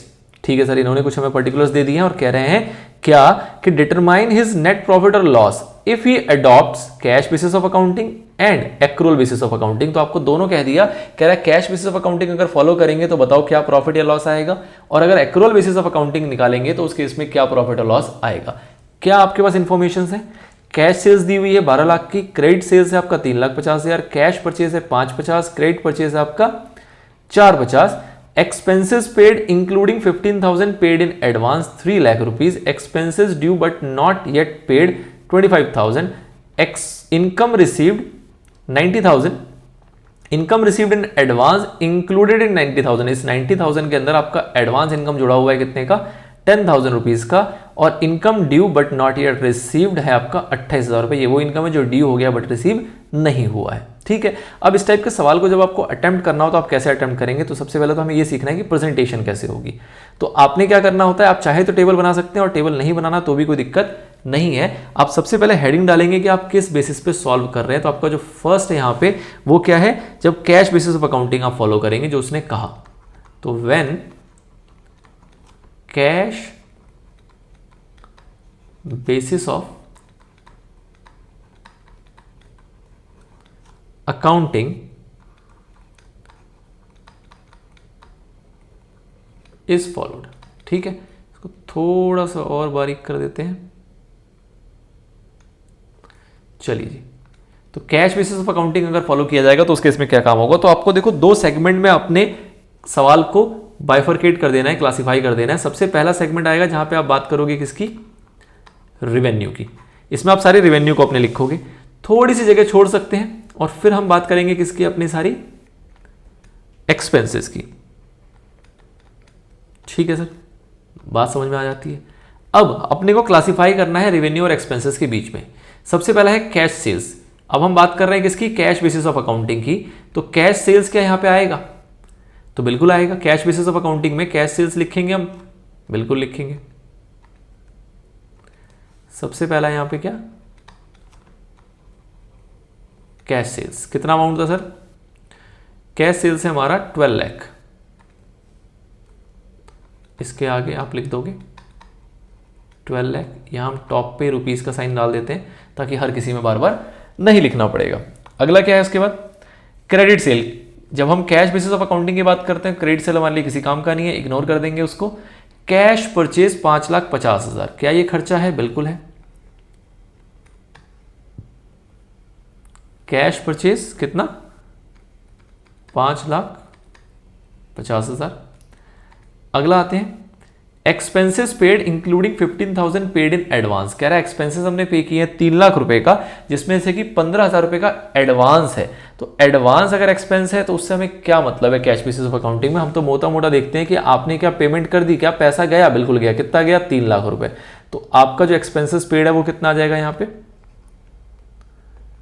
Expenses paid 3 lakh rupees. ये भी आपका एक्सपेंस का पार्ट हो गया। आगे बढ़िए, expenses due but not yet paid, अभी आपने पे नहीं किया, कैश बेसिस में किसी काम का नहीं है। इनकम रिसीव्ड हो गया 90,000 रुपए का, तो 90,000 रुपए की इनकम आ गई तो आपके यहां आ जाएगा रेवेन्यू में। इनकम रिसीव्ड कितना, 90,000। ठीक है सर, आगे बताइए। Income received in advance included in 90,000, तो 90,000 रुपए में 10,000 रुपए जुड़ा हुआ है। क्या हमें कुछ अलग हटाने की जरूरत है क्या, बिल्कुल भी नहीं। पैसा मिल गया जी। 10,000 जो है ये 90 में जुड़ा हुआ था, नहीं जुड़ा होता तो हम और ऐड कर देते, बट ऑलरेडी एडेड है तो हमें दोबारा ऐड करने की आवश्यकता नहीं है, ना ही इसको हटाने की आवश्यकता है, ये एज इट इज रहेगा। Income due but not yet receive, due है बट अभी पैसा मिला नहीं है, मतलब ये एक्रूड इनकम है 28,000 रुपए का, ये पैसा अपने को मिला नहीं है, हमारे लिए किसी काम का नहीं रह जाता कैश बेसिस ऑफ अकाउंटिंग में। तो ये आपकी इनकम है। ये आपकी रेवेन्यू है। टोटल रेवेन्यू आप निकालेंगे तो कितना आएगा यहाँ पे 12,90,000। This is what, this is your total revenue, जिसको आप ए का नाम दोगे। खर्चे जोड़ेंगे 5 और 3 8,50,000, इसको आप नाम दोगे क्या, टोटल एक्सपेंसेस बी। ठीक है, अब आपको निकालना है प्रॉफिट या लॉस। तो आप यहां पे किस तरीके से लिखते हैं, आप लिखते हैं यहां पे, हट जा भाई, हाँ जी, हम लिखेंगे क्या, नेट प्रॉफिट। अब हमें नहीं पता कि प्रॉफिट है या लॉस है, ऑल्दो आप यहां से देख के पता लगा सकते हो कि रेवेन्यू ज्यादा है, एक्सपेंस कम है, तो प्रॉफिट होगा। बट इन जनरल आप किस तरीके से लिखते हो, नेट प्रॉफिट ब्रैकेट में लॉस, और लॉस को हमेशा लिखा जाएगा ब्रैकेट में। क्यों, क्योंकि लॉस है एक नेगेटिव फिगर, और नेगेटिव फिगर को लिखने का तरीका होता है अकाउंट्स में क्या, कि उसमें हम ब्रैकेट लगा देते हैं। अगर किसी भी फिगर में ब्रैकेट लगा दिए दैट मीन्स वो माइनस में है, हमें आगे ऐसे माइनस लगाने की जरूरत नहीं है। अगर उसको ब्रैकेट लगा दिया आपने दैट मीन्स कि वो नेगेटिव फिगर कहलाती है। ठीक है सर, चलिए, तो नेट प्रॉफिट या लॉस एज पर कौन सा बेसिस था आपका, कैश बेसिस। तो इस केस में आपका क्या हो जाएगा, ए माइनस बी। तो ए आपका कितना है और बी कितना है, तो 12,90,000 में से जब 8,50,000 माइनस कर दोगे तो आपका कितना बच जाएगा, 4,40,000, और ये आपका एक पार्ट कंप्लीट हो गया। इस तरीके से अपने को प्रेजेंट करके चलना होता है। ये मैंने आपको प्रेजेंटेशन के मोड से आपको पूरा डिटेल में यहाँ पे समझा दिया है। अब थोड़ा सा अपन फास्ट काम करते हैं, क्योंकि सिर्फ लिखने में टाइम वेस्ट नहीं करेंगे, वो आप आराम से लिख लोगे। पहला प्रेजेंटेशन था। अब अगर हम एक्रूअल बेसिस पे काम करेंगे तो इस कैश बेसिस की जगह पे यहाँ पे क्या लिख दोगे आप, when accrual basis of accounting is follows, revenue हो सकता है 4-6 बातें ज्यादा आ जाए, एक्सपेंसेस में होता है 4-6 बातें ज्यादा आ जाए, सारे रेवेन्यू को जोड़ोगे टोटल रेवेन्यू, सारे एक्सपेंस को जोड़ोगे टोटल एक्सपेंस, और इस तरीके से लिखोगे ए माइनस बी करोगे, जो होगा आपका प्रॉफिट आ जाएगा। तो हम एक्रूअल समझते हैं लेकिन इतनी डिटेल में उसको लिखेंगे नहीं। चलिए सर, आइए, तो इसको हम यहीं पे सॉल्व कर लेंगे हाथ के हाथ। कैश सेल्स क्या रेवेन्यू का पार्ट है, बिल्कुल ऐड होगा। क्रेडिट सेल्स ये भी रेवेन्यू का पार्ट है, बिल्कुल ऐड होगा। कैश परचेज 5,50,000 क्या ये हमारा एक्सपेंस का पार्ट है, बिल्कुल माइनस होगा। क्रेडिट परचेज क्या ये एक्सपेंस का पार्ट है, बिल्कुल माइनस होगा। Expenses paid including 15,000 paid in advance, 3 lakh रुपए का हमने खर्चा दिया है, लेकिन 15,000 रुपए जो है वो आगे भविष्य का खर्चा है, हमने एडवांस में पे कर दिया। तो आपका यहाँ पे माइनस तो होगा, लेकिन कितना होगा, सिर्फ 2,85,000 रुपए, मतलब कि 15,000 रुपए हम इसमें से हटा देंगे। 15,000 रुपये हम इसमें से हटा देंगे। जब एक्सपेंसेस में लिखोगे तो आप किस तरीके से लिखोगे, जैसे कि अगर मैं एग्जांपल के तौर पे आपको यहाँ पे लेके जाऊं, तो आप ऐसे सिचुएशन में कैसे लिखोगे, आप ऐसे सिचुएशन में लिखोगे एक्सपेंसेस और 3 लाख, पेड नहीं, ये पेड वर्ड हटा देंगे हम, एक्रूअल में एक्सपेंसेस लिखेंगे 3 लाख माइनस 50,000, और बाहर लिखोगे कितना, यहाँ आपने ब्रैकेट में लिख दिया, और बाहर लिखोगे कितना, 2,85,000। ठीक है, इस तरीके से। कोई और इसको डिटेल में करना चाहे तो एक्सपेंसेस पेड, फिर उसमें से चाहे तो माइनस कर दे क्या, आपका एक्सपेंसेस पेड इन एडवांस, मतलब प्रीपेड एक्सपेंसेस 15,000 रुपए, और फिर माइनस करके तब जाके बाहर 285 लिख दे। ये आपका मतलब है। आप मतलब इस तरीके से भी लिख सकते हो कि एक्सपेंसेस पेड लिखा, अंदर की साइड लिखोगे कितना, 3 लाख रुपए, इसमें से फिर आप माइनस करोगे क्या, प्रीपेड एक्सपेंस, अंदर की साइड ही लिखोगे कितना, 15,000 रुपए, और फिर नेट करके 2,85,000 रुपए आप बाहर की साइड में लिखोगे, मतलब जो आपका ये बाहर वाला लाइन रो चल रहा होगा यहाँ पे। ठीक है, चलिए, तो these all are matters of presentation, आप जिस चाहे वैसे प्रेजेंट कर सकते हैं, कोई दिक्कत वाली बात नहीं है। ओके सर, ओए तोड़ गया सारा, अपने काम का ये नहीं था ना। चलिए, तो इस तरीके से हम इसको लिख सकते हैं, बट पॉइंट इज कि आपका जो माइनस होगा वो कितना होगा, 2,85,000। अगला आता है expense due but not yet paid. Expense due तो हो गया बट आपने पे नहीं किया है, उससे कोई मतलब ही नहीं है। खर्चा अगर है तो माइनस आपको करना है अंडर एक्रूअल।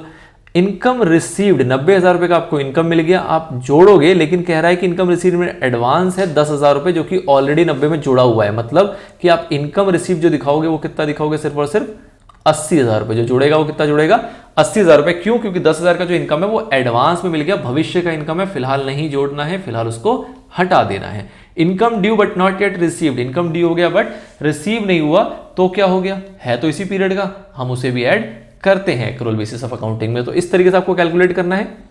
12 लाख 3 50, तो 12 और 3 15 50 हो जाएंगे आपके। इसके बाद ये 80 और 28, तो 15 50, 15,50,000। इसमें आप जोड़ोगे 80,000 और जोड़ोगे आप 28,000, तो आपका क्या आ जाएगा टोटल रेवेन्यू 8, तो 10 5 15, 6 और 1, 16,58,000 का आपका आ गया टोटल रेवेन्यू। इसको आप नाम दोगे ए का। एक्सपेंस की बात करें तो 5 50 4 50, तो 5 4 9 और ये 10 लाख हो गए। 10 लाख के बाद 2 12 85 और 12 85 के बाद 25 और जोड़ दोगे उसके अंदर, तो ये हो जाएगा आपका 13 10। ठीक है, बी हो जाएगा आपका कितना 13,10,000। जब नेट करोगे तो आपको यहाँ पे प्रॉफिट ही दिख रहा है, प्लस में आंसर आएगा। प्रॉफिट कितना आ जाएगा आपका 48,000 और 3। ठीक है, कैलकुलेशन में कुछ गलती हुई हो तो आप करेक्ट कर लेना, मैंने अपनी तरफ से पूरी कोशिश की है, बट आप आराम से तसल्ली से इसको कैलकुलेट करें और फिर आंसर्स कंक्लूड करें। अगर आंसर अलग आ रहा है आपका 3,48,000 से तो मुझे कमेंट सेक्शन में आप बता देना। ठीक है, चलिए, तो this is how we present, how we solve our questions. तो ये एक क्वेश्चन था। फटाफट से अगला क्वेश्चन और समझते हैं। आपको फॉर्मेट पता लग गया, इसमें ट्रांजैक्शन थोड़ी और ज्यादा है, बट कोई दिक्कत वाली बात नहीं है, अपने को कॉन्सेप्चुअली चीजें पता है। सबसे पहले बात करेंगे कैश बेसिस ऑफ अकाउंटिंग की ही। आइए जी, क्या कह रहा है, mister NTR submits you the following information for the year ended 31 मार्च 2023। देखो जी, एनटीआर भाई साहब ने आपको अपनी इन्फॉर्मेशन दे दी है, आपको इसके बेसिस पे बताना है कि इनको प्रॉफिट हुआ है या लॉस हुआ है, अगर ये फॉलो करे कैश बेसिस ऑफ अकाउंटिंग या फिर ये फॉलो करें एक्रूअल बेसिस ऑफ अकाउंटिंग। तो पहले बात करेंगे कैश बेसिस। क्या कैश परचेज काम का है? बिल्कुल है, माइनस करेंगे सर। क्रेडिट परचेज काम का है? बिल्कुल नहीं, छोड़ देंगे हम इसको। कैश सेल्स काम का है? हाँ बिल्कुल है सर, इसको प्लस करते हैं हम। इसके बाद क्रेडिट सेल किसी काम का है? नहीं जी, छोड़ देंगे। Salary paid for 11th month, तो 11th मंथ का दिया है तो 11th मंथ का माइनस कर देंगे। इलेक्ट्रिसिटी एक्सपेंस पेड, ये भी पेड है, इसको भी माइनस कर देंगे। आउटस्टैंडिंग इलेक्ट्रिसिटी एक्सपेंस है, किसी काम का नहीं है। रेंट पेड 60,000 रुपए पेड है तो माइनस कर देंगे। Insurance paid in advance, advance में दिया या कुछ भी किया हो, पैसे गए तो माइनस हो जाएगा। Insurance expenses paid including prepaid, आपने इसमें कुछ प्रीपेड भी दिया है, कोई दिक्कत नहीं, पैसे दे दिए ना तो माइनस करना है। ठीक है, ये जो आपका था इंश्योरेंस पेड इन एडवांस, यही 5,000 वाला है जो कह रहा है यहाँ पे 30,000 हमने दिया और इसके अंदर प्रीपेड जुड़ा हुआ है, और यहाँ पे इंश्योरेंस पेड इन एडवांस कितना है आपका 5,000 रुपए। अब आप अगर दोनों माइनस कर दोगे तो आपको यहाँ पे क्या कैश बेसिस ऑफ अकाउंटिंग में भी कुछ गलती दिख रही है या नहीं दिख रही? बिल्कुल दिख रही है सर। ये क्या कह रहा है, इंश्योरेंस एक्सपेंस पेड है इंक्लूडिंग प्रीपेड 30,000 रुपए, और इसके ऊपर आपको बता दिया गया इंश्योरेंस पेड इन एडवांस कितना 5,000 रुपए। पेड इन एडवांस का मतलब है प्रीपेड, इसको आप समझोगे तो इसका मतलब क्या निकल के आ रहा है कि प्रीपेड इंश्योरेंस है। अच्छा, अगर 5,000 का प्रीपेड और इसके अंदर जुड़ा हुआ है तो आप अगर इसको ले लोगे तो ये 35 हो जाएगा, जबकि एक्चुअल में कितना पेमेंट हुआ है 30,000 रुपए। मतलब कि अगर इसमें से मैं प्रीपेड को हटा दूं तो ये कितना बचेगा, सिर्फ और सिर्फ 25,000 रुपए। तो आप चाहे जैसे इसको लिखें, बट द पॉइंट इज कि 35 नहीं ले लेना है आपको। अगर आप इसको 5 माइनस करेंगे तो यहां से आपको 25 ही माइनस करना पड़ेगा। ठीक है, अगर आप यहां से 5 माइनस करते हैं तो 25 माइनस करेंगे, क्योंकि इस 30 में ऑलरेडी ये 5 जुड़ा हुआ है जो कि हम ऑलरेडी माइनस कर रहे हैं, तो हम बार बार माइनस नहीं कर सकते। इनकम रिसीव्ड इन एडवांस है, प्लस कर देंगे। Income received including income received in advance कितना 30,000 रुपए। तो अगेन यहाँ पे 30,000 में ये 4,000 जुड़ा हुआ है, तो आप 4,000 अगर ऑलरेडी जोड़ चुके हो तो आप 30 ना जोड़ के कितना जोड़ोगे यहाँ पे 26,000 रुपए। और उसके बाद आता है income earn but not received, receive नहीं हुआ तो हमारे लिए किसी काम का नहीं है। तो how we follow is like this. अब इसके अंदर आप सारे प्लस वाले एलिमेंट उठा लो, 16 लाख यहां आ गया। इसके बाद यहां पे आपका था 4 और 26 30, तो टोटल आपकी जो रेवेन्यू है वो कितनी हो गई 16,30,000। एक्सपेंसेस की बात करें तो 8 लाख यहां पे था। इसके बाद 6 और 5 11, 1 16, 9 16 हो गया आपका। 9 16 के बाद 60 और जोड़ दो, तो 9 16 में सब 60 जोड़ेंगे आप तो कितना हो जाएगा ये 976।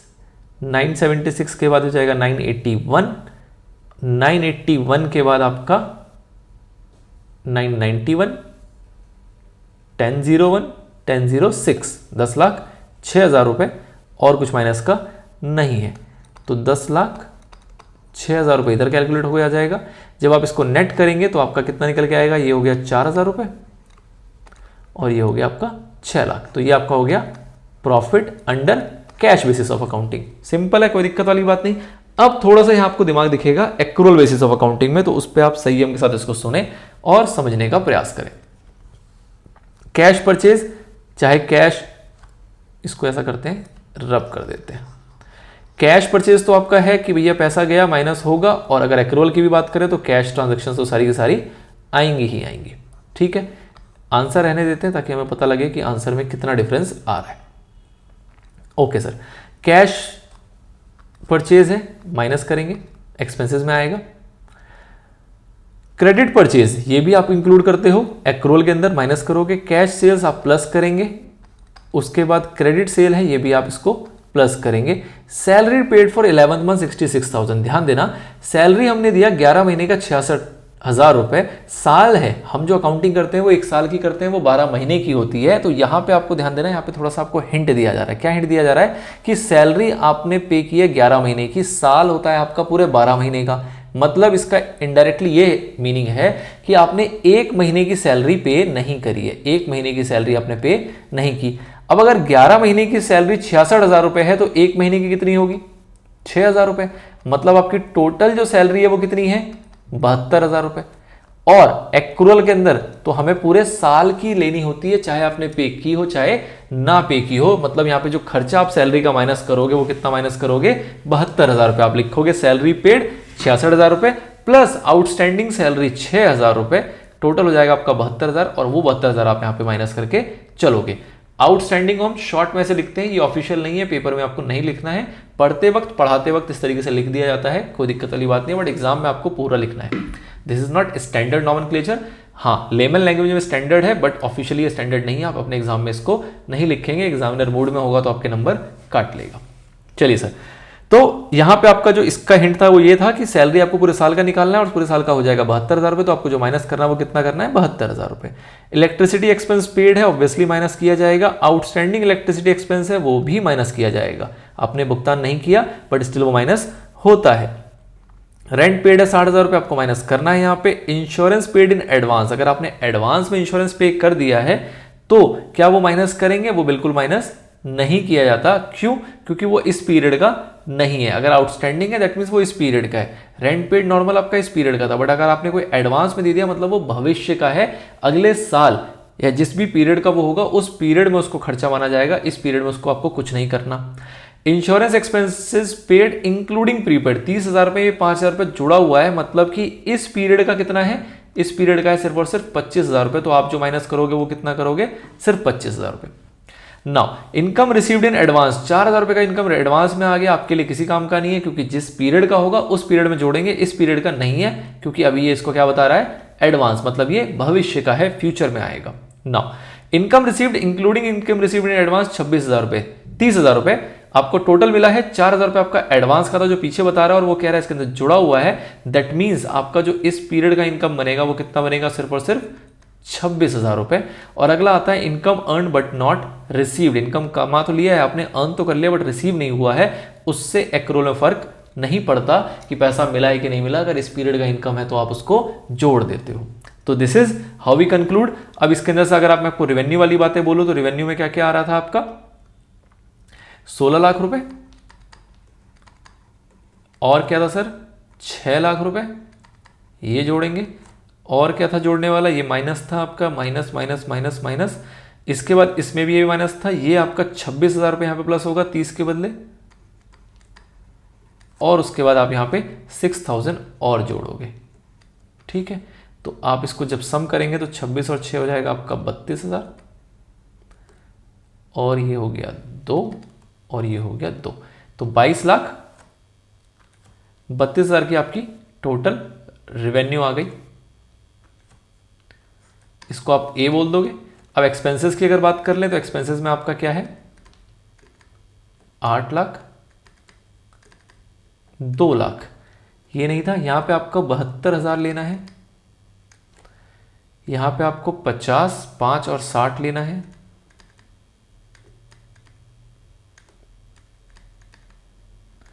इसके बाद यहां पे आपको 25 लेना है, और आपका कुछ भी नहीं था। ये सारे आपके एक्सपेंसेस थे, इसको आप टोटल करेंगे 8 और 2 10 लाख हो जाएगा। ठीक है, ये 25 और 5 30 हो गया, 60 30 90 और 50 140 हो गया, और 10 और 11 40 हो जाएगा। 11 40 में आप 70 जोड़ेंगे तो हो जाएगा आपका 12 10 और 12 12, 12,12,000, 12,12,000, ये हो गया आपका बी। अब ए और बी को नेट करेंगे तो आपका क्या आ जाएगा, नेट प्रॉफिट या लॉस। तो यहाँ पे प्रॉफिट ही है। 12 32 था और ये 22 32 था और ये 12 12 है, तो 10 लाख तो क्लियर कट आपको दिख रहा है, और 32 में से 12 जाएगा तो 20,000। ये आपका प्रॉफिट आ गया अंडर एक्रोल बेसिस ऑफ अकाउंटिंग। इसमें प्रॉफिट आपका काफी कम था, इसमें प्रॉफिट आपका काफी बढ़ गया। आपको इसमें कंपैरिजन करने की कोई आवश्यकता नहीं है, ये एक अलग कॉन्सेप्ट है, ये अलग चीजों को जोड़ता घटाता है, ये अलग चीजों को जोड़ता घटाता है, दोनों बिल्कुल सेपरेट है, दोनों का कोई कंपैरिजन नहीं है, तो आपको भी कंपेयर नहीं करना। द पॉइंट इज कि आपको दोनों ही मेथड से आपको कैलकुलेट करना आना चाहिए प्रॉफिट और लॉस, जो कि आई होप आप समझ गए होंगे। ठीक है, इसी चीज को आप फेयर में लिख देंगे। द पॉइंट इज कि फेयर के लिए आपको मैंने फॉर्मेट समझा दिया है, बट क्या लेना है और क्या छोड़ना है आपको क्लियर होना चाहिए। मेरे हिसाब से प्रैक्टिस हो गई है। ऑल्दो ये एक्रूअल और कैश बेसिस, कैश तो आप भूल जाओगे क्योंकि कैश तो बहुत आसान है, उसमें कोई डिफिकल्टी है नहीं, बट एक्रूअल जो थोड़ा टिपिकल है वो आपको आगे आने वाले सभी चैप्टर्स में दिखाई देगा। आउटस्टैंडिंग को जोड़ा जाता है, एडवांसेस को घटा दिया जाता है, प्रीपेड को घटा दिया जाता है, ये सारी बातें आप आने वाले सभी चैप्टर्स में देखोगे till the preparation of balance sheet. मतलब कि जब आपका 11th क्लास की पूरी मॉड्यूल पूरी किताब खत्म हो जाएगी, तब तक आप इस चीज़ों की प्रैक्टिकल क्वेश्चंस और प्रैक्टिकल ट्रीटमेंट देखते हुए चलेंगे। तो ये बात इसलिए बताई जा रही है कि कोई भी स्टूडेंट को अगर ये दिक्कत आ रही है कि सर इतने अच्छे से दिमाग में नहीं घुसा, कोई दिक्कत वाली बात नहीं है। आने वाले सभी चैप्टर्स में सभी जगहों पर आप यही चर्चाएं करोगे, यही चर्चाएं पाई जाएंगी। ये बिल्कुल उसका एक लिटिल स्टेप था। समझ में आया, बहुत अच्छा, बहुत शानदार। नहीं आया, उससे भी अच्छा, कोई दिक्कत वाली बात नहीं है। आने वाले चैप्टर्स में भी हम यही बातें करके चलेंगे। बट फिलहाल हम रैप अप करते हैं अपने चैप्टर नंबर 4 को, जहां हमने process and bases of accounting को अच्छे से समझने का पूरा प्रयास किया है। बाकी कितना ये प्रयास सफल हुआ वो आप मुझे कमेंट सेक्शन में बताते रहेंगे। चलिए सर।